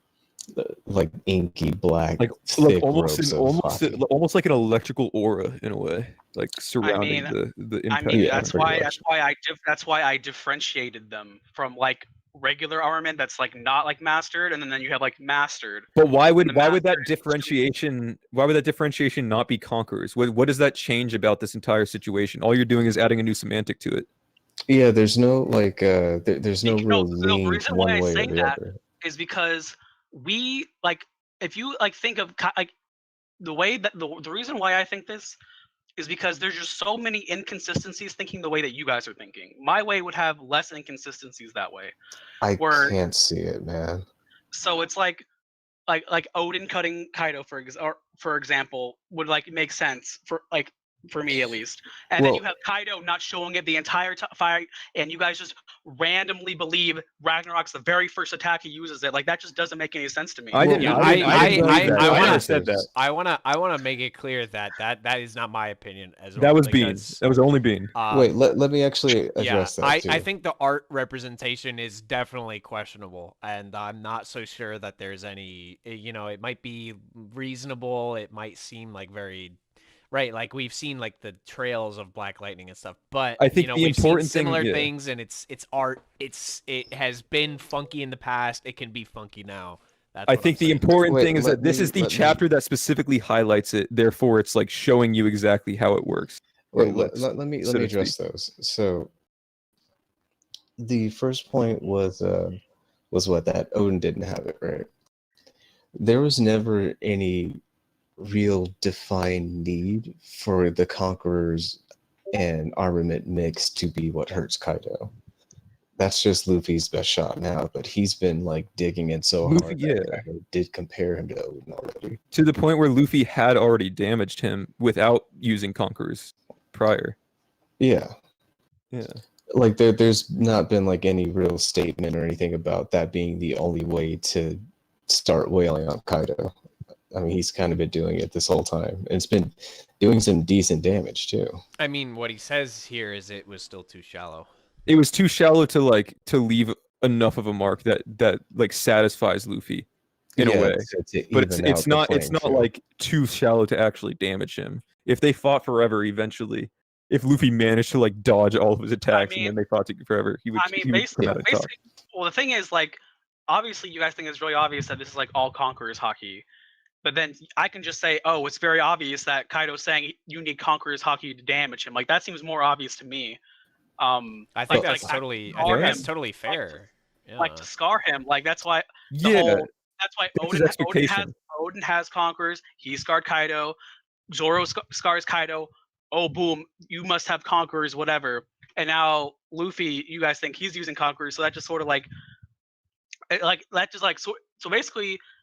I think your way of thinking has inconsistencies, and obviously mine has some inconsistencies too. But like, I can see that there's inconsistencies on both sides. But I think that's why I said the person who has Conquerors that's scarred Kaido of the like dozen or half dozen that he's fought. Yeah, Mhm. yeah, it's so tough. Oh, we just need more context, dude. This chapter is not enough to Oh, it tell. never gives it. You never will. The second bit there, it was Nah, this is what was your exactly this is what's gonna happen. Watch. Okay, I told you guys this early. This is what's about to happen. Kaido, after he got wailed on by Luffy. Okay, he's gonna land right next to Zoro. He's gonna look at Zoro, and he's gonna be like, "Oh, this guy's not staring at me the same way Luffy does when he's unconscious. I guess I was wrong." That's as bad as I can be. The Dude. chapter ends. Oh my god. You're gonna make Evan cry. Nah, I don't know. I don't know, but yeah, Oh, it's that's just so funny. yeah, and it's like you said, Adam. Like there's just it's all up in the air. I swear. Okay, I it's want like- to. It feel it's at base level it seems like pretty clear, but there's still like plenty of reason to think why it's not the case. Yeah, both see, for that's like- Zoro and even for Luffy after what you I said. don't know about plenty. but So- No, Adam- I think it's enough. In Adam, my opinion, but- I still think Luffy is using the Conqueror stuff because I think that panel that I posted earlier, their conversation before the set There's of just so much blows, irony. Yeah, I it's understand just that. yeah, the It really context should, is too yeah. strong. You know, it's got to be that, right? That's my standpoint. Adam, I want to say real quick that like I agree. There's inconsistencies on both sides. There's inconsistencies. Holy shit. Inconsistencies in like almost everything that Oda writes in terms of like art portrayal and stuff like that, right? And all that. Or like a character's capabilities in one moment to the next can sometimes like change weirdly. Because it's like up to the author how they want to portray whatever this or that. But I think at the end of the day, there's more like concrete evidence towards like the side we're on, primarily because the chapter is literally titled after Conqueror's Haki and is like trying to play into that aspect of it, as well as like the sequence of events, like and how everything's portrayed. I do agree there's inconsistencies on both sides. That's why I've said like I'm not reprimanding you for your thought process. I actually think it's reasonable to think that way. I'm just trying to convince you why like I feel like this side might seem a little more likely, I guess. This isn't a Hawkins situation, basically. It's not that bad. Yeah, I just can't see something like Kaido not using it until Ragnarok just isn't a valid it isn't a valid thing for me. But it's just it just seems so clear. Like, why else would Luffy ask about it? That's the one thing that stands out to me most that I don't think anyone's talked about yet is that Luffy is asking specifically about it Mhm. and then does nothing with that information. I mean, he So- uses that information to like start like it's just like how he realizes Katakuri has like future sight. Okay, so he starts beating up Kaido. Oh, he starts beating up Katakuri because Katakuri's like lost his focus or whatever. And then obviously Katakuri gains it back and he whoops Luffy's ass and he has to run away. Blah blah blah. But Luffy doesn't like instantly get future sight. Just like, and then that's the other big thing. Like Luffy just like basically almost instantly getting it after instantly recognizing it is also like way too like awkward. I would say it's more like I feel like it would make more sense for like Luffy to develop it as the fight goes on, just like the Katakuri fight. And that's like another reason why I would say this isn't Conqueror's Haki, because I would think that would make a lot more sense also. It's way too like wait, so I think I might have just misunderstood. So you think literally what Luffy's doing in those final panels isn't Conqueror's Haki? Yeah, he's not using. Yeah, Conqueror's that's what he's Haki. saying. He's saying he's improved his armament. And Conqueror's Haki has no like correlation to that. Yeah, he's saying Yeah. it's nothing but just regular. Okay, no, I armor. actually now this is some Hawkins shit. Now I would just holy shit. I mean, Um, that's what I was saying. I think that context of the first conversation is just too strong, and especially, we get the, I don't know. Yeah, it's just It's too just- strong to go against for me personally. So And Adam, like the going first time with, we've ever seen it portrayed like this was Whitebeard versus Roger.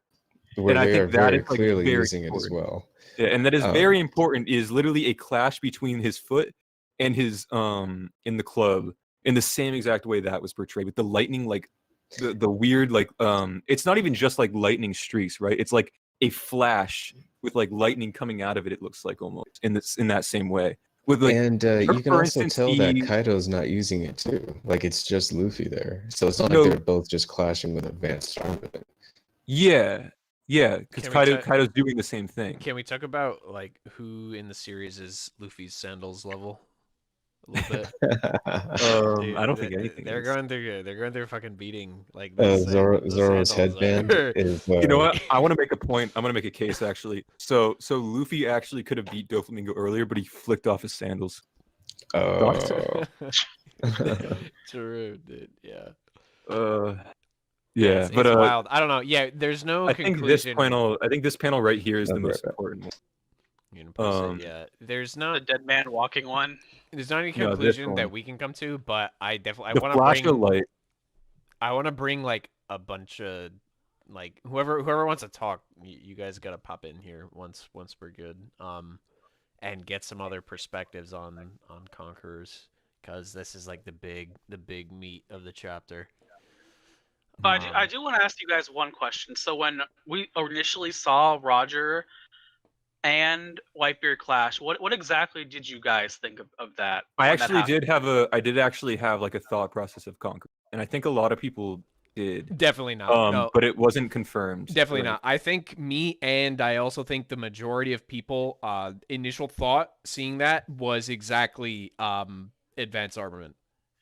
Because that was what we knew up to that point, and most people had no conception of Really?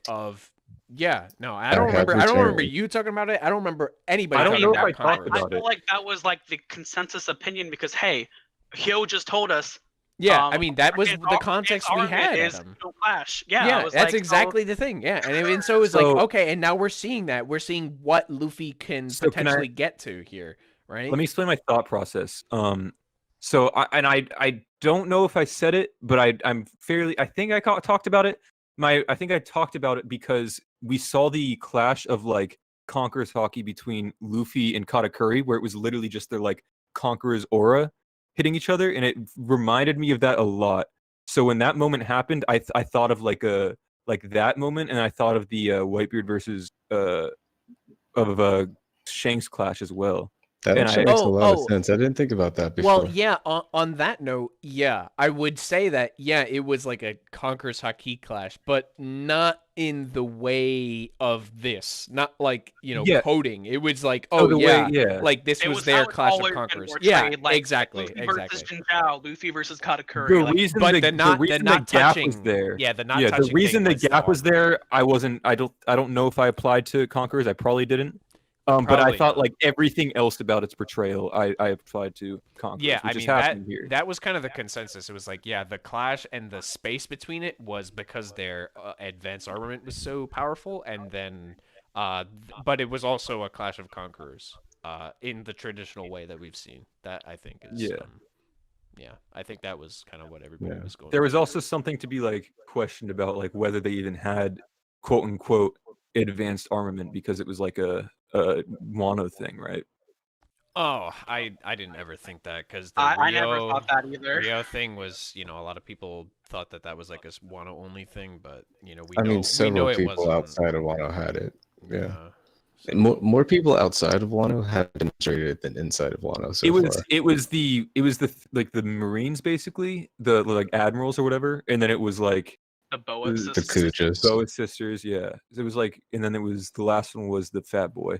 Sentomaro, Yeah. and Rayleigh. Rayleigh too, but that makes more sense considering the context. Yeah.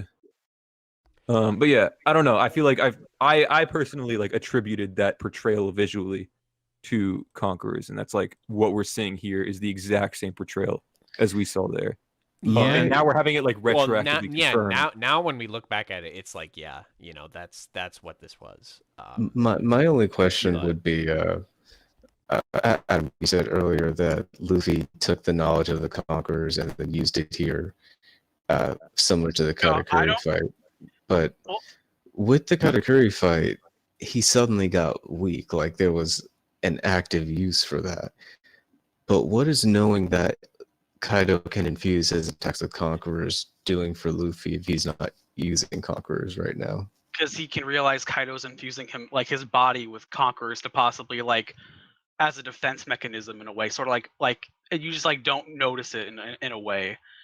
Like I was talking with you earlier about maybe how Big Mom's little protection is advanced conquerors hockey, and why when she lost her mind because the wedding picture broke, it like sort of went away.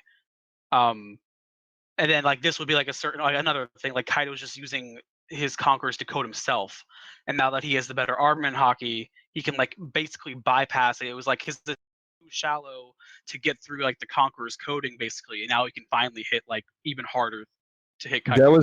That was portrayed as like a scales thing though. Luffy even said the word scales. Yeah, it was never a matter of his hockey. It was the devil fruit that did it. No, so the thing that's never ever made any sense is Luffy punched him plenty of times in his complete human form. Yeah, I think that's just Yeah. Oda attributing the same ability to Wait, human wait, form. He didn't have any scales in his human form. But So it makes Orochi sense just that got it his was- head cut so off it in his makes human sense. form. So Yeah. it makes sense. So it makes sense that it wasn't the scales the whole time. It was the conqueror's No, coding. I think and it was didn't just the know. scales the whole And time. yeah, I don't know. I feel like that's like it just seems so obvious. It's the conqueror's coding is like what's been protecting him this whole time, and it's not the scales. We've But, never. But how is it obvious if he's been getting hurt this whole fight? Like that's some pretty piss poor coding then. I mean, like advanced armament hockey is like still strong, but it's like it's not like conqueror's coding's like gives you immunity to everything, and that's why they can hurt him because I guess like all of these scabbards, their attacks have like a mission to them. But They all have the advanced armament hockey, and that's why the emission like sort of like bypasses through the coding basically in a way. okay, so how does Luffy come to that from getting hit with Kaido's club? Because he realizes that Kaido has been coding himself in Conquerors for like the entire time. Why would he not realize that? But after taking that hit from your club, he recognized that he was coding his entire body and not his club. He's taken a lot of hits from Kaido. He's dished a lot of hits at Kaido. He should have. This is something he should have recognized in Udon after landing dozens of blows on Kaido already. I mean, Let you could alone exact same earlier in thing. this Why fight. you didn't realize he was being hit with Conquerors earlier? No, Adam. I want this specific point to be addressed. Why would his getting hit by the club be what made him realize it? Like I would just assume it's like he can like feel the Conquerors when it's hitting him, but he can't like feel it when it's like when he's hitting against it. I guess would be the logic behind So you're that. saying that Kaido is indeed coding his club in Conquerors and attacking Luffy with it. Yeah. So Okay. you're working off. It sounds like you're working from assuming that like every hit so far has been it. I only just thought the Ragnarok was like the one and only hit he actually used. It was the only Luffy's definitive on. one. Yeah, because Yeah, I'm you not- know he just wouldn't need it the rest of the fight. Like Luffy's been kind of a pushover, not a pushover, but you know, like a stretch for Kaido more so than a real challenge up until just now when now Kaido can't even touch him. There's also just like the specific wording of only basically only people as strong as me or whatever can do it, not people as weak as you. And then immediately afterwards we get the like badass disappears in front of you and whatnot thing, and then he does it. He attacks him right then and there. Luffy attacks Kaido, and is there no like consistency in that portrayal to you? Is there no like constant flow of like reasoning No, he from one panel to the next? I mean, he said I it wasn't understand. Conquerors. No, I mean, Adam I got definitely that. understand I definitely understand like the irony in that statement. Like, oh, Kaido's like, oh, you can't do this, and then Luffy immediately does that. Like, that's like the whole Yeah, trope or that's the whatever. point. that's Yeah. the thing. Yeah. But the thing is, like, so at least you, Red and Fats, you seem to agree with me that Kaido has used it and not just Ragnarok, but he's used it in other attacks also. I'm not saying definitively, That's- but I can see that it's likely that he might have. Yeah, Yes. I'm not fully convinced it was just Ragnarok either. And yeah. and this entire time, all of Kaido's hits have been hitting the body and not doing this no contact shit, haven't they? So why does that matter? Right, and even Ragnarok is that Because way you guys too. are implying this Conquerors. No, and that's what I'm against saying. Armin That's thing why I'm is, saying that's why I'm saying your shit is you guys- valid because you look at Ragnarok. He hits him flat. It's not like, right. there's It's no... not. No. There Well- is no validity to this anymore. Once he said that it wasn't Conquerors at the end of this fight. No. I can't- I can't- You're hang on, pushing. hang on. You're Let's be pushing. fair, let's be Listen, fair listen. here. You're pushing it. Look at on- look at on Ragnarok. that- What I'm saying is, Yeah, look yeah, at talking about Ragnarok. Ragnarok That there. hits him solid flat. Like there's no. Where are you posting it? What I'm trying to say for Here, Ragnarok, I'll mean, it's in I'll this post it. It's- It's I'm in on the another last, it's in the chapter, last my chapter. bad. Oh, I guess it is the last. Be- Okay. Oh Because- yeah, you're right. You're right. because of the Look. perspective for Ragnarok, I could see if that's just like Look, there's no big space. It's Well, touching yeah, him. but that's just the way it's. I don't know, dude. This it's, is why. It's definitely This is Ragnarok. why. This is why I'm bringing up the art portrayal, bro. Because it's fucking. It's been weird I'm in with the you there. past. Like it's But that's been like- funky. Like That's like him coming down on someone with like sandwiching them between like I don't know. It's sure, but like, is that that's enough? what- Is that enough? And then we go and say that the lightning trails are are like the definitive thing for Conqueror's coding or whatever. Like, that's what I'm saying, man. I'm just putting it out there. but there's It's not so regardless clear. of that. But then you apply that to like literally the attacks being portrayed the exact same way as Whitebeard No, versus I know, Roger. and I'm mostly with you guys. There's just certain things that I have That's- to hold some okay. reservations about because I'm going to agree that there is a 1% chance that this is not Luffy using Conquerors, but I will not. Oh, I'm not saying waver that. anymore I than that. think he's using Conquerors in my opinion, but I think when it comes down to some of the art portrayals, it's there's like a lot, and it's not exactly something. Call it that's the been clear in chapter past. title. It's the chapter title. I'm And it- talking and- about chapter No, 1009. No, Red. I'm not, I know. I'm 1009. agreeing. No. I just had like a side tangent of like thought where like, how does Adam not believe that this is Conquerors? Hey, That's I all. he mean, can- it's a huge revelation about Conqueror's hockey. It doesn't have to be because Luffy's using it. And then there's also Zoro's moment too. Yeah, I don't know. I think it's Conqueror, but we're not gonna get it. We're going in circles at this point. Yeah, we will just go in circles. This is just another Hawkins situation where he's gonna get proven wrong and it'll be all good though. And I'll get to Okay, laugh at him. yeah, but I think we're I think Oh. we're good here. And the only other thing that we have not talked to death is just go ahead and let everybody know. I mean, we basically talked about everything here. He's 1v1ing him.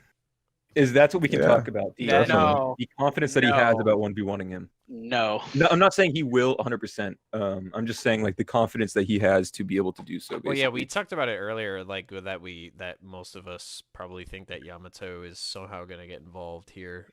Most is not me included, but I can see it happening.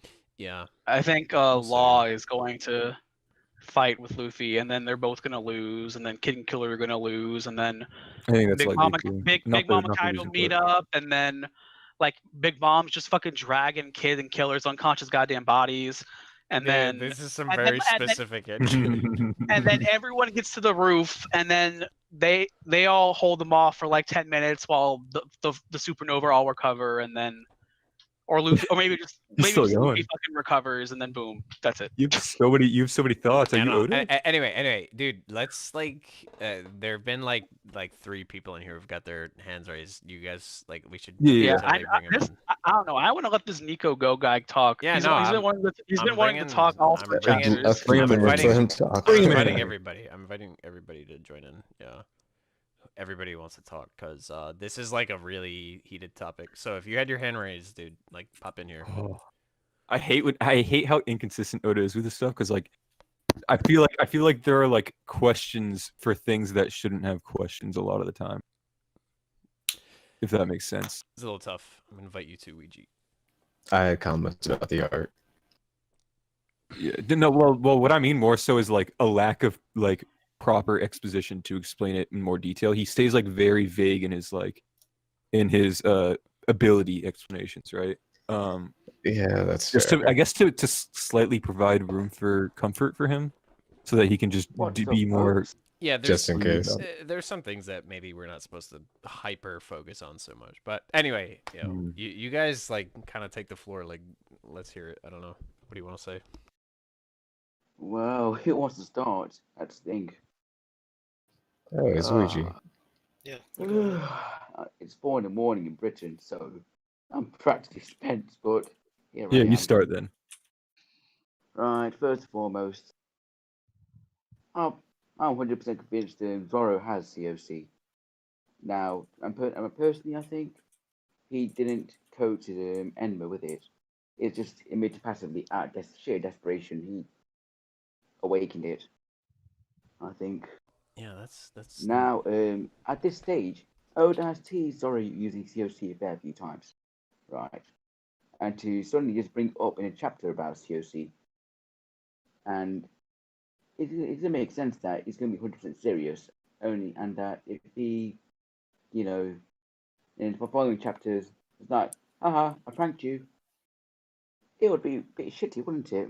Piss off a load of fans. I think the Really reasoning good against that shitty. isn't that I it's think like Evan would agree with you there. I think the reasoning against that isn't that it's like a haha pranked you thing. It's that the question is coming from the power of the attack, I guess, and that question would lead into another reveal regarding either Enma or like just the strength of the attack or what Enma can pull out of Zoro.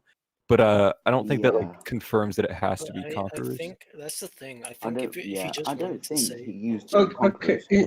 as part of the attack. That's what I'm saying. I just think he just Conquerors was just a coincidence.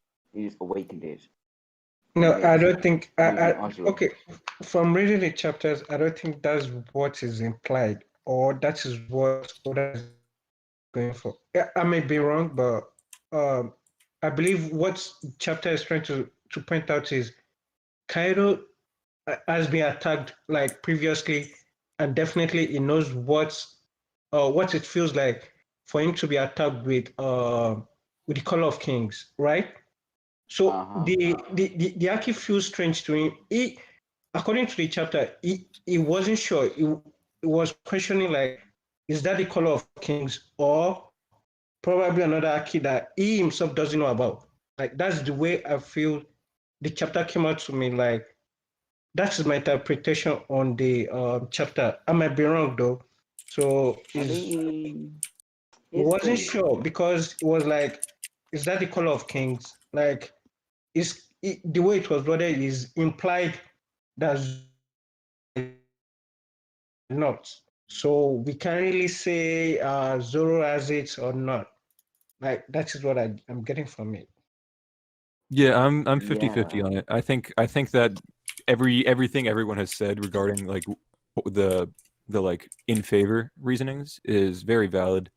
But I also think that there is a lot going against it, that just because of how vague it is so far.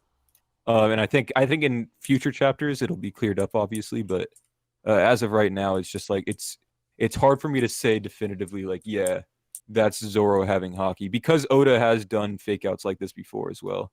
I thought Not it was quote, interesting. I thought it was interesting that you said, Ouija, that that it, rather than it being, like coding or something like that, that it was he awakened, it was like the normal kind of way of using it. Yeah, I actually had not heard that before, so that's interesting. It was one of the 4 options I said, nerd, but yeah, get you. Okay, yeah. I have to admit, I don't really buy into it because they're talking specifically about his attack and everything, right? Like I don't know. Well, it could go. Yeah, that's what I either was thinking too. I think there's actually, I'm gonna play devil's advocate here. I think there's some reasoning to that as well. way. Yeah, there is. In that like Kaido wouldn't later say, what's the wording? Wouldn't say only a handful of the very strongest, not a dead man walking, to Luffy, if Zoro did indeed, if he did perceive Zoro as doing that as well, right? I guess there's some reasoning there. Yeah, a little bit. Although I do think that's definitely referring to Luffy, but Well, no, that's what I'm saying is that But so yeah, does Kaido but does that apply consider to- Zoro does that one of the apply to very Luffy? strongest? you know. No, I didn't think that referenced Zoro like at And all. it didn't reference Zoro. What I'm saying is that But a does it logic would apply to Zoro. Yeah. If he was applying that to Luffy, is he saying that he felt Zoro was a greater man than Luffy?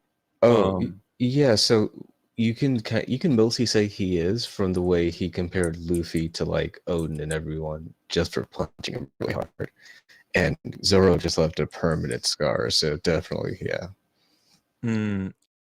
I get, so like what I'm trying to say is that like would Kaido be doubtful of the captain of the man that literally just scarred him for being able to use it if he considered that man that just scarred him to be able to use it in that same way? It's like there's a little bit of a trying to play devil's advocate against my own point, but like yeah. Well, let's hear from everybody else too, because we've talked enough. Yeah. Nico and Papa, you go first because I feel like I'll talk the most. But Nico, go. I know you wanted to talk a lot, so go ahead. I can't hear you. At least Nico, go. Yeah, you're lighting up. You're not light, talking. But I do not hear any talking. This poor man has wanted to talk for so long. Oh, man. Well, he did. Okay, if I may. Is that Papa? Yes. Yeah, go for it, dude. Yeah. I think like I don't think Kaido respects Zoro more than Luffy. I don't think so. But I can't say for now because it's weekly. So probably when the arc is done, then we'll know what's going on. But right now, I don't think so because presently now, if he has done more damage than anybody on the battlefield dead to Kaido. Like, I think that's doubtful now because of Zoro's attack, but prior to that, yeah, I'd agree. Yeah, no, because because for Kaido to put Luffy with the likes of Shanks, Odin,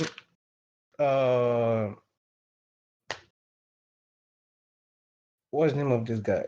Whitebeard, Rocks. Roger. I think he's referring to like the panel from, you get what I'm trying to say. Like for him to put Luffy with the highest calibers that we know in that verse. So I don't think because he hasn't seen much of Zoro. The few times he has evaded Zoro's attacks were due to the story was Odin, not Zoro's capability itself. Like, am I making myself clear? Yeah, I get you. Yeah, for sure. Hello? It's when What's he that? when Kaido looks at him and he sees those four. Hello? Oh. Can you hear us? Can you hear us? I think I'm having speaker problem. Can you hear me? I need to leave and come back. Oh no. Hello? This is fucking up. Oh, Yo, disaster. what's good, bro? Okay. Yeah. Okay. He wants to come back. Oh, Nico's raising his hand again. He probably left as well to try to come back. He did. Yeah. All right. Wait, can you guys hear me now? Yeah, we can hear you this time. Yeah, what's up? Thank God. Okay, first of all, Yeah. thank you for giving me the opportunity to talk. You're welcome, Dad. It's not some honor. We're just chilling, bro. Come on. But okay, so to be honest, I just want to break the wall. I don't want to talk about the Conqueror's Haki or King's Haki or whatever, you know. Mhm. I really want to talk about something specific about Prometheus. You know, what's the favor he's asking Big Mom? And when you see like the clouds up there, you know, kind of weird stuff happening, the first thing that came up in mind was, what if he can become a tornado, a fire tornado? I don't know, something related to that to make him much more powerful, because you know that if you give more oxygen to fire, the fire goes bigger, or like it gets more powerful, let's say like that. So that's something that I'm feeling, that Prometheus wants to go like to another level, let's say like that, to help Big Mom and become way stronger. because I felt that You- Prometheus, because I thought Prometheus felt like bad because he almost lost Big Mom, you know? Yeah, that's new. That's new. The other guys in here, they were talking about, oh, Prometheus combines with the clouds, but they couldn't come up with how the fuck he did it. So yeah, That's a good point. Yeah, you no, I create mean, a that's- cyclone, you that'd be put fire cool. on it. That yeah, happens. yeah, That would be cool. That would be Yeah. cool, man. Yeah, I'd be down to see that. That'd be sick. That True. what I have to wonder though is if he were to do that, would Big Mom have had to created another storm cloud to be able to cause that to happen? Because she doesn't have Zeus, so she can't exactly quote unquote control the clouds right now, right? She seems to be. Well, yeah, Yeah. that's what we're hypothesizing about. Would she need to make another cloud in order to make that happen? To be able to control it in this instance. Yeah, but I have a question. Like, I don't know, maybe this could be like another option. Remember when Yamato was telling, I don't remember who exactly, but when Kaido started moving the island, you know, Yamato said that the island just started floating because the dragon is mad, you know? If I'm not mistaken, I think that's how it's said. Something like that. But Kaido can control, let's say, somewhat the weather, because you know that the first time when he went to that flower capital, you know, I think it was flower capital where he shot the beam It was to around there. It was in like leftovers town. Yeah. yeah. So where he shot the, let's say, the Did you laser see- beam to Luffy's and Trafalgar's Law group, you know. He like literally brought thunder and everything, and he can control the thunder. So maybe, I don't know, Kaido can try to plot something, but that wouldn't make sense. So what if somehow Prometheus or Big Mom can control the weather without needing to create another without creating like another buddy, or I forgot the name of that. Homie. Homie. Yeah. Yeah, there you go. Yeah, homie. we know she can. She's done it before, and we Has she done it without Zeus though? Is the thing? Yeah, that's the question. I Yeah. think it's possible if there's already a storm going on. You know, heat rising can affect that, like in real life. Maybe that's a little bit of a stretch, but you know, that's like the whole thing. Like Prometheus and Zeus, the two of them, when they, you know, when they swirl around, that's supposed to be the intent. Like, okay, we've got storm clouds, and then we have heat rising, and that creates like thunderstorms and all the rain and whatever. So, Yeah, they chase each other around and around. yeah. Well, it does make sense, but I'm really excited to see what could happen, because, like I'm saying, if you feed oxygen to fire, it gets much more powerful. So maybe some type of tornado or some type of power up for Prometheus, you know? Yeah, I'd Yeah, I be think a I'd tornado be would be really hyped. cool. I'd be hyped to see a fire tornado. That'd be what's up. Yeah, like a new evolution for Prometheus. It can also be Aki. You know, we've seen a lot of times when too strong Aki's weather. So a lot of stuff can be the cause for the changing weather. I want to be honest, bro. I don't know how to respond to that. because you cut out so much. I You thought cut I was out the a only lot. one who, I thought I was the only one. I was like, oh, my Discord is messing up. All right, All right, Evan. wait, Evan, I want to hear what you want to say, bro. I mean, that's why I was gonna let them go first because I kind of just wanted to go through the whole. I didn't want to like repeat what you guys have already said, but just like give my thoughts on some of the things we already talked about. No, we don't care about your thoughts. Fair enough. Yeah, I think, as you guys said, I think the Prometheus favor is just gonna lead to either Big Mom making a new homie or upgrading Prometheus. I think Prometheus is like big enough of an asshole to like, and selfish enough to like, you know, want to be upgraded and like enhanced. I'm fine with either one. I'm leaning towards just Prometheus becoming like a better, stronger homie. But for the Zoro thing, yeah. So I think, as you all know, like throughout the whole week or so that this has been out, I've been pretty like, so when the Raws came out and like I really expected this was just confirmation that Zoro had conquers Haki, but then like when the chapter dropped and like more and more people gave their input, I started to see like from your points of views that yeah, maybe this isn't Oda like 100% saying it, but I think Ouija was talking about it. This could just be biased, but I really don't see why or like why it would be necessary for Oda to attach Conqueror's Haki to Zoro's name like this. If he just wanted to say like Zoro's like this Kaido respecting Zoro's like such strong power or through Enma, I think he would have just said like he would have just had Kaido compliment Zoro or say, "I can feel Odin's presence in you," but like he specifically said Conqueror's Haki, and like it had already been teased once. I know Brook was a gag, but like it accumulates. I just don't see how like backtracking and saying, "Nah, this is actually like Zoro's just presence being strong." I don't get what the purpose that would serve.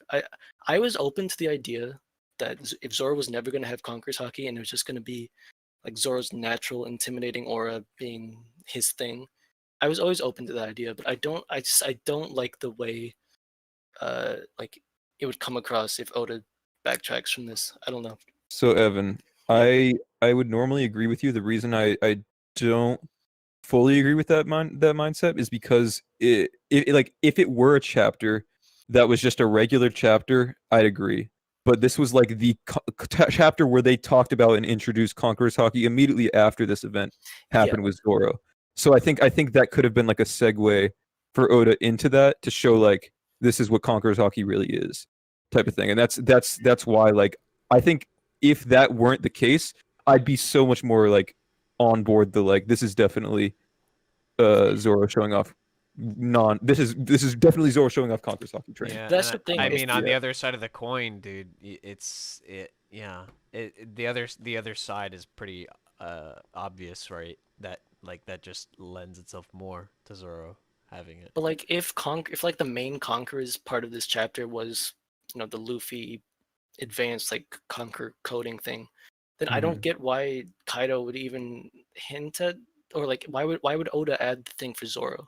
Like why not? And if the main Conqueror's thing was the Luffy thing, why have Kaido comment and attach it to Zoro's name? Why if he just wanted to compliment Zoro, I don't think he had to mention or bring up Conquerors. Yeah, that's what I'm saying is that because it's the chapter about Conquerors and because it leads into showing us what Conquerors really looks like is why it would have started with that in the first place, at Zoro's example or whatever. And that's what I'm saying is that if it weren't attached to Luffy, I agree. But it is, and that's why I think like it makes it less of a hit to Zoro if it doesn't actually end up coming true. But that's also why I think if Zoro doesn't end up having Conquerors, that this would make me a bit more upset, if you want to say, because it's I don't know how to say it. Like you're a Zoro fan, I get you. I know, but like it's not just that. It's like a it's like it's like a death fake out almost. It's like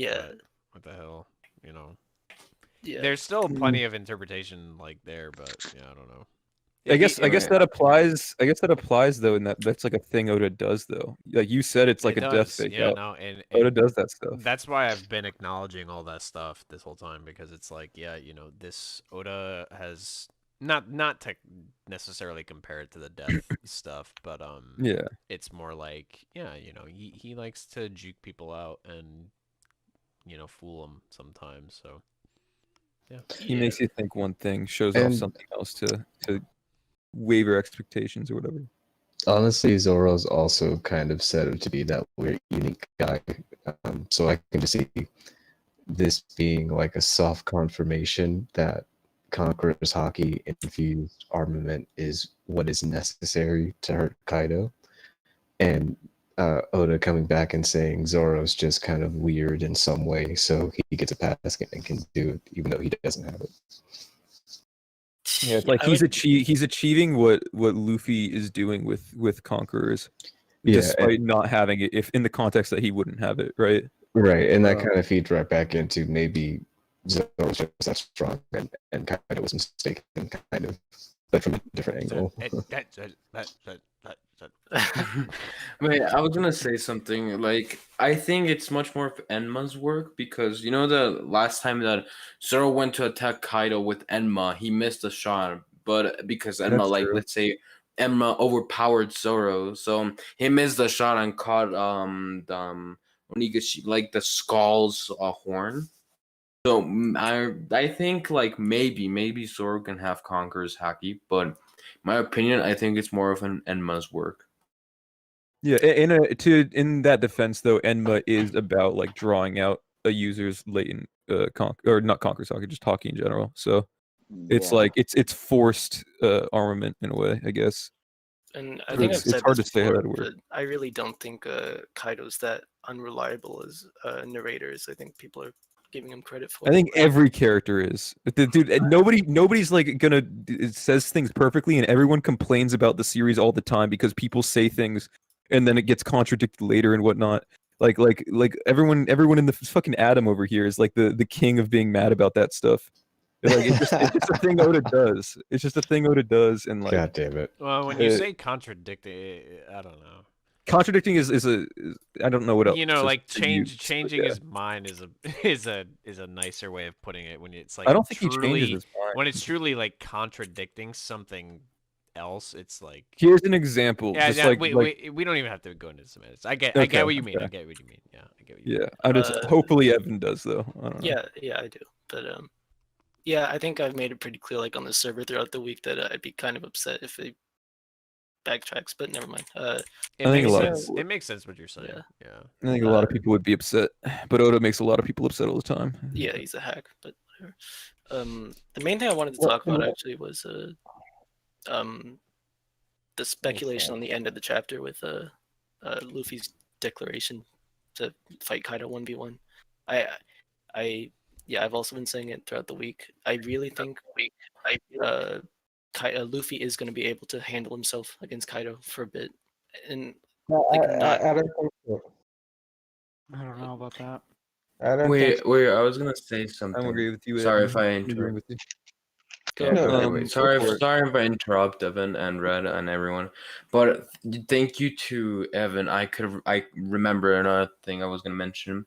What I think is gonna happen, because I think Law is gonna like literally leave with Zoro. I don't know where, but he's gonna like leave the roof and he's gonna let Luffy 1v1, but I think he's gonna come back later. But what about Zoro? Because you guys were mentioning that Zoro always stands up like when he's like almost dead. Let's say like that, you know? He has shown a lot of times. But in my opinion, I think he's at literally his limit. He can't stand up. So I bet I agree. they're gonna pull some Marineford stuff like Ivankov simulation injection, you know? You think Maybe like, they can Law ask. might do it? Yeah, no, maybe, or they can ask Chopper to make like a syringe that can stimulate Zoro so he can like push himself even more, even though it's kind of suicidal. Well, I think to I add think- more to your point, Law is a doctor too. It wouldn't have to be Chopper exactly. Oh He's a yeah, surgeon. true. I mean, Surgeon. there's also Maybe. But Yeah, he true. read like doctor books and whatnot. Yeah, there's also maybe he more. can make an ability that Mhm. to inject. Like maybe Law can make an ability like kind of a Ivankov where he can inject some what was it called? I forgot. Like let's say like the Hormones. Hormones. Yeah, the He- hormones. Yeah. He could do that. He could theoretically repair some of his broken bones as well. Actually, yeah, that's Or really he can repair his fatigue too. Yeah. I mean, here's the Whatever it thing. might be. I don't I know. don't know if you can cut that out. attach an arm back on, he could probably repair some bones. Yeah, actually. I think, and that's the thing, because Law talks about his broken bones. Like that could be something he could do. Yeah, so most probably what I think is like Luffy is telling him like obviously leave the roof, I can 1v1 him, but also I feel like he's trying to like help Zoro out, like heal him up or something, because well obviously he has some bones broken up because of all he's done. And most probably Law can come in clutch as a doctor and save Zoro like doing some surgery, you know? And yeah, like I forgot what else I was gonna mention, but I don't know. What do you guys think about that? As much think as it's like a- I love Zoro, That's a good right? idea. But I realistically love Zoro speaking, too, I mate, think what's he's I don't think he's got any like major fighting left in him for the rest of the raid. I think this big Kaido moment, this chapter was, and like him taking Hakai last chapter. I think that was his like, those were his big contributions for the raid, and I don't think he's gonna recover enough to be able to handle any more major fights against like a commander or anything. I honestly think this is Okay. So who do you think is going to fight King? Sanji. Sanji. Oh yeah, 100% Sanji's gonna Yeah. fight King. As much as I like Sanji, I don't think he's Oh, man. he's up there yet. I don't think Wait. I want to ask a question, Papa. I'm going to ask a question, Papa. Did you feel like Luffy was up there yet before he fought Katakuri? No. I don't even believe Luffy won the fight. So till date, I don't believe Luffy won the. Well, he did want to fight. He said he wanted to. That was his entire he said he thing. won. He's saying he won. Didn't Yeah. win the fight. Oh, you don't think he won the fight? I don't think so, but you know. But he still managed. So he still managed to take him out. Though. Yes, indeed, he survived. But you know, he's the main character. So what do you expect? But You we're can't expect also an arc later now with a raid suit upgrade. Yeah. Hey, there is a reason why I'm saying. Keep on one thing. Right? Yeah, go for it. Okay, Now, there is a reason why I'm saying. You might say that Katakuri. I can't. Sorry. You go first. No, after you. Now, you guys might complain about how Katakuri might have fell a little too early, but keep in mind that he spent pretty much all his life dodging. It's not like he's going to develop. Physical toughness, is he? Right? He's a mode of dodging. Yeah, I agree with Now, that. the anti-punching bag from Dark Luffy. What were you gonna say then, Papa? I do agree with that, Ouija. Very late to the ending of the fight, it stopped being about who can punch other again, and it became something of philosophy in the sense that my will is stronger than yours. Like that was close to the ending of the fight. Like that was the way I saw the fight close to the ending. But I might be wrong. So I think it was both, though. I think Luffy was showing through his actual strength. At the beginning, it was more of I can punch harder than you can. Anything you can do, I can do better. But very close to the ending, it became something of philosophy and of will and everything. So really, it does because indeed Luffy did win the philosophical fight, but I believe that he didn't win the physical fight because Katakuri was still very much okay at the end. Papa, let me say so I get your point, but nonetheless it was a 1v1 fight, quote unquote, that ended up with Luffy quote unquote winning regardless. And this is also an arc later where Sanji has now acquired a raid suit, which is literally like a durability feat increase and among other things that we haven't seen. We don't even know how his Diablo Jambe would work in it, so on and so forth. Wait, let me finish. So because we're getting really late, I want to try to wrap up this part of the combo and see how we go. So the point I'm making is that before the Katakuri fight, you didn't expect Luffy to win. And even if you feel like he still didn't at the end, the point is that it still ended up being a 1v1 fight that happened and had a conclusion. And that doesn't mean that Sanji can't have the same. That doesn't mean that Sanji can't rise to the occasion in his own 1v1 fight, just like Luffy did. Like all the Straw Hats have done before. Zoro versus Kaku. Zoro got a power up and won the fight. Sanji versus Jabra. Sanji got a power up and won the fight. So on and so forth. Those things happen all the time, and I feel like a lot of people put too much weight in power levels and don't understand that the Straw Hats have always been on the losing side in every fight they've ever won, and then they end up coming up on top afterwards, and that's just how they roll. Evans, I'm not denying the Straw. But I want you to know that the reason why I'll bring up Katakuri versus Luffy again. The reason why Luffy was able to win that fight was because want you if I he escaped. Go ahead, please. You're cutting out a lot again. Yeah, but yeah. you're cutting out a lot. Yeah. I just want to say the point I'm making is that you don't know what could happen in the fight that could lead Sanji to winning. Anything, Okay. any number of things could happen, and it could still be a fight. There's too much thematic, consistencies between the two, so on and so forth. But But if I may ask, how strong do Yeah. you think the red suits are? How strong do you think the red suits are? Because I want to bring up it's the Ichigo and the likes. We've seen them using. wait, are you mentioning other series right now? We don't do other series. Here. No, No, I'm not mentioning other series. I'm mentioning is Sanji's brothers. I can't really remember their name. Oh, Ichiji. Okay. I like Ichigo, isn't that from? Okay.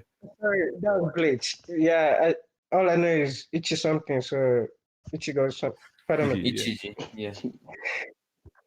So, like, I'm trying to bring up something because we've seen the red suit at least at its max. Because when the brothers attacked Katakuri, Mhm. The red suit was not much of help to them. I don't think the red suit is just. Sorry. Well, I don't think the red suit is as powerful as you guys are claiming it to be. Papa, so the raid suit isn't just the raid suit. The raid suit is Sanji and the raid suit. Sanji, as a individual, seems to be stronger than his brothers, but with the raid suit involved, they used to be stronger than him. It amplifies their power. It doesn't. It's not all of their power. But we do need to wrap this up. Okay. Soon. So I just want to say. And wait, one thing I want to mention is just a really short thing. Is that what I think the next chapter is going to talk about is going to be about. They're going to talk about what's happening on Onigashima, like all of Onigashima. Not only that, maybe I feel they can show the flower capital. And one thing I know for sure, maybe, is that they're going to show the Black Maria fight. Yeah, I'm very much interested in that Black Maria fight. Very, very much interested. Cutting away. Oh wait, did I cut away? No, I'm saying I could see us cutting away from the rooftop. Oh, okay. Yeah, because like I'm just saying, like in chapter 1000, if I'm not mistaken, they showed they hinted the hybrid form from Kaido, and then 10 chapters later, we came back to the fight. Well, sort of. Like a 10 few chapters chapters, later. yeah. Like I think it was like 3 or 4, something like that. So maybe they're gonna do the same thing. That's my opinion. Yeah. That's Hard to very, say. very much possible. So, what's to say? I've stopped trying to predict when Oda's gonna cut to where. I've been wrong like 4 times already this arc. I don't think we'll be showing the flower capital anytime soon. For many reasons. Honestly, guys, I actually have to get out of here soon. Yeah. So maybe we could. No problem. We could cover like some last minute stuff, but after that I gotta wrap things up. Because yeah. I just had one thing to say if you guys will let me. Yeah, please. I was gonna mention, isn't Stealth Black, unless I'm mistaken, it's a special part of the raid suit group, isn't it? Isn't it like a different didn't they point that out? Like even just in the whole comic canon of It was the raid suit? particularly difficult to deal with because of its power, but beyond that, there wasn't anything like special unique about it. Yeah. Yeah. Because I feel like Oda wouldn't pass up the opportunity ever since Whole Cake Island. You know, the importance of Sanji, and especially with Luffy mentioning that he cannot become Pirate King without him, and he's already displayed that he's, worth getting back. It's hard to imagine that he would do anything less than what Zoro and Luffy are doing on the rooftop. Hear me out, and I've been saying this for a while now, but how likely do you guys think that he could take on both King and Queen? That actually might end up getting into a larger Probably not, right? conversation. I'm just gonna give you like a single thing. Not him alone, but him with another person. Exactly. Yeah. Yeah, I'm not trying to get him and Marco versus King or Queen or something like that. Oh, is yeah. basically Oh, yeah. The basic. What about Drake? I think we're forgetting Drake. Drake's with Aku, brother. Him, yeah. He could Whoever. assist. Him and another guy versus king. and Gotta queen. say, cut Apu some slack. Him and Drake going at it is a good thing. Apu's a real one. All right. I'm just saying Knocked out one little Luffy with, like, thing. one hit. One little thing before I stop my talking is that I think Drake could play a major role with the Marines. I don't know. At the end of the arc, He's a Marine. Maybe. Maybe, or I don't know, Give them the because like bounties, maybe? somehow someone needs to give the information of what happened. And in my opinion, I'm gonna take that. Okay, this is like, I know this is not about the chapters, but real quick, I know that playing the game of One Piece, the Pirate Warriors 4, they needed to invent an ending for Wano Kuni. oh no. So what they did, yeah. So what the ending was that you defeat Kaido, but Kaido's immortal, so he leaves and he says that he's gonna create the biggest war that the world is gonna see. So maybe, I don't think they're gonna do that. I hope not. But if they do something like that, I don't know. There's some chance. In that one, Kaido just leaves, doesn't Yeah, he just leaves. he? He just did. Just like Bean just did. Bean had to go to sleep, so. Yeah, no problem, no problems. Yeah, we probably should wrap things up though here. We've been going at it for 3.5 hours. Yeah. Yeah. But I want to say, this was just kind of our test run of doing this, and I thought it was a lot of fun. A lot of good stuff. I want to thank everybody who popped in to listen, and as we go along, we'll kind of figure out what exactly we want to get done, like what we want to accomplish with this. We'll see how it goes. We'll talk and etc. But yeah, should be cool. I want to ask one more thing before we go. All right. How do you guys feel about us like pinging the events rule for this in the future, Yeah. or should we just like leave it? Please do it. I'd love to join in.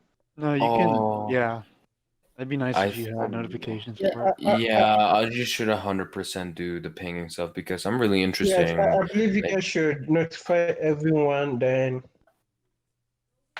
Yeah. anyone that is interested can come to join. I wasn't even sure when you guys started because I was just checking up my Discord. Then I saw you guys were live. Yeah, because we don't really use our discussion thing for the events. But this is not going to be the only way we would use it either. We've got some stuff in the works. So just be ready for that. Yeah. Well, I'm This- just this- saying, you guys should definitely do this a lot more. Yeah. Yeah, we've been Yes. doing the podcast, but they just introduced like the stage channel, and it was like, oh yeah, well, let's give it a shot, see what people think, and then we can, like actually chat Use chat them with some together. people, and yeah, it'd be cool like that. And yeah, and besides that, we got other stuff in the works, so yeah, we'll get to that as it gets here. So, but all right, I'm really glad to hear that. yeah, it's been fun. I'm gonna go ahead and stop stop the stream here, and All right. and yeah, we'll next chapter we'll do this roughly around the same time, and should be good. So thanks everybody for It showing won't up. be 3 hours long this time. Yeah, it won't be that long because this was three chapters. yeah, back this to was back. 3 chapters, so it's definitely not going to be 3 hours long next time.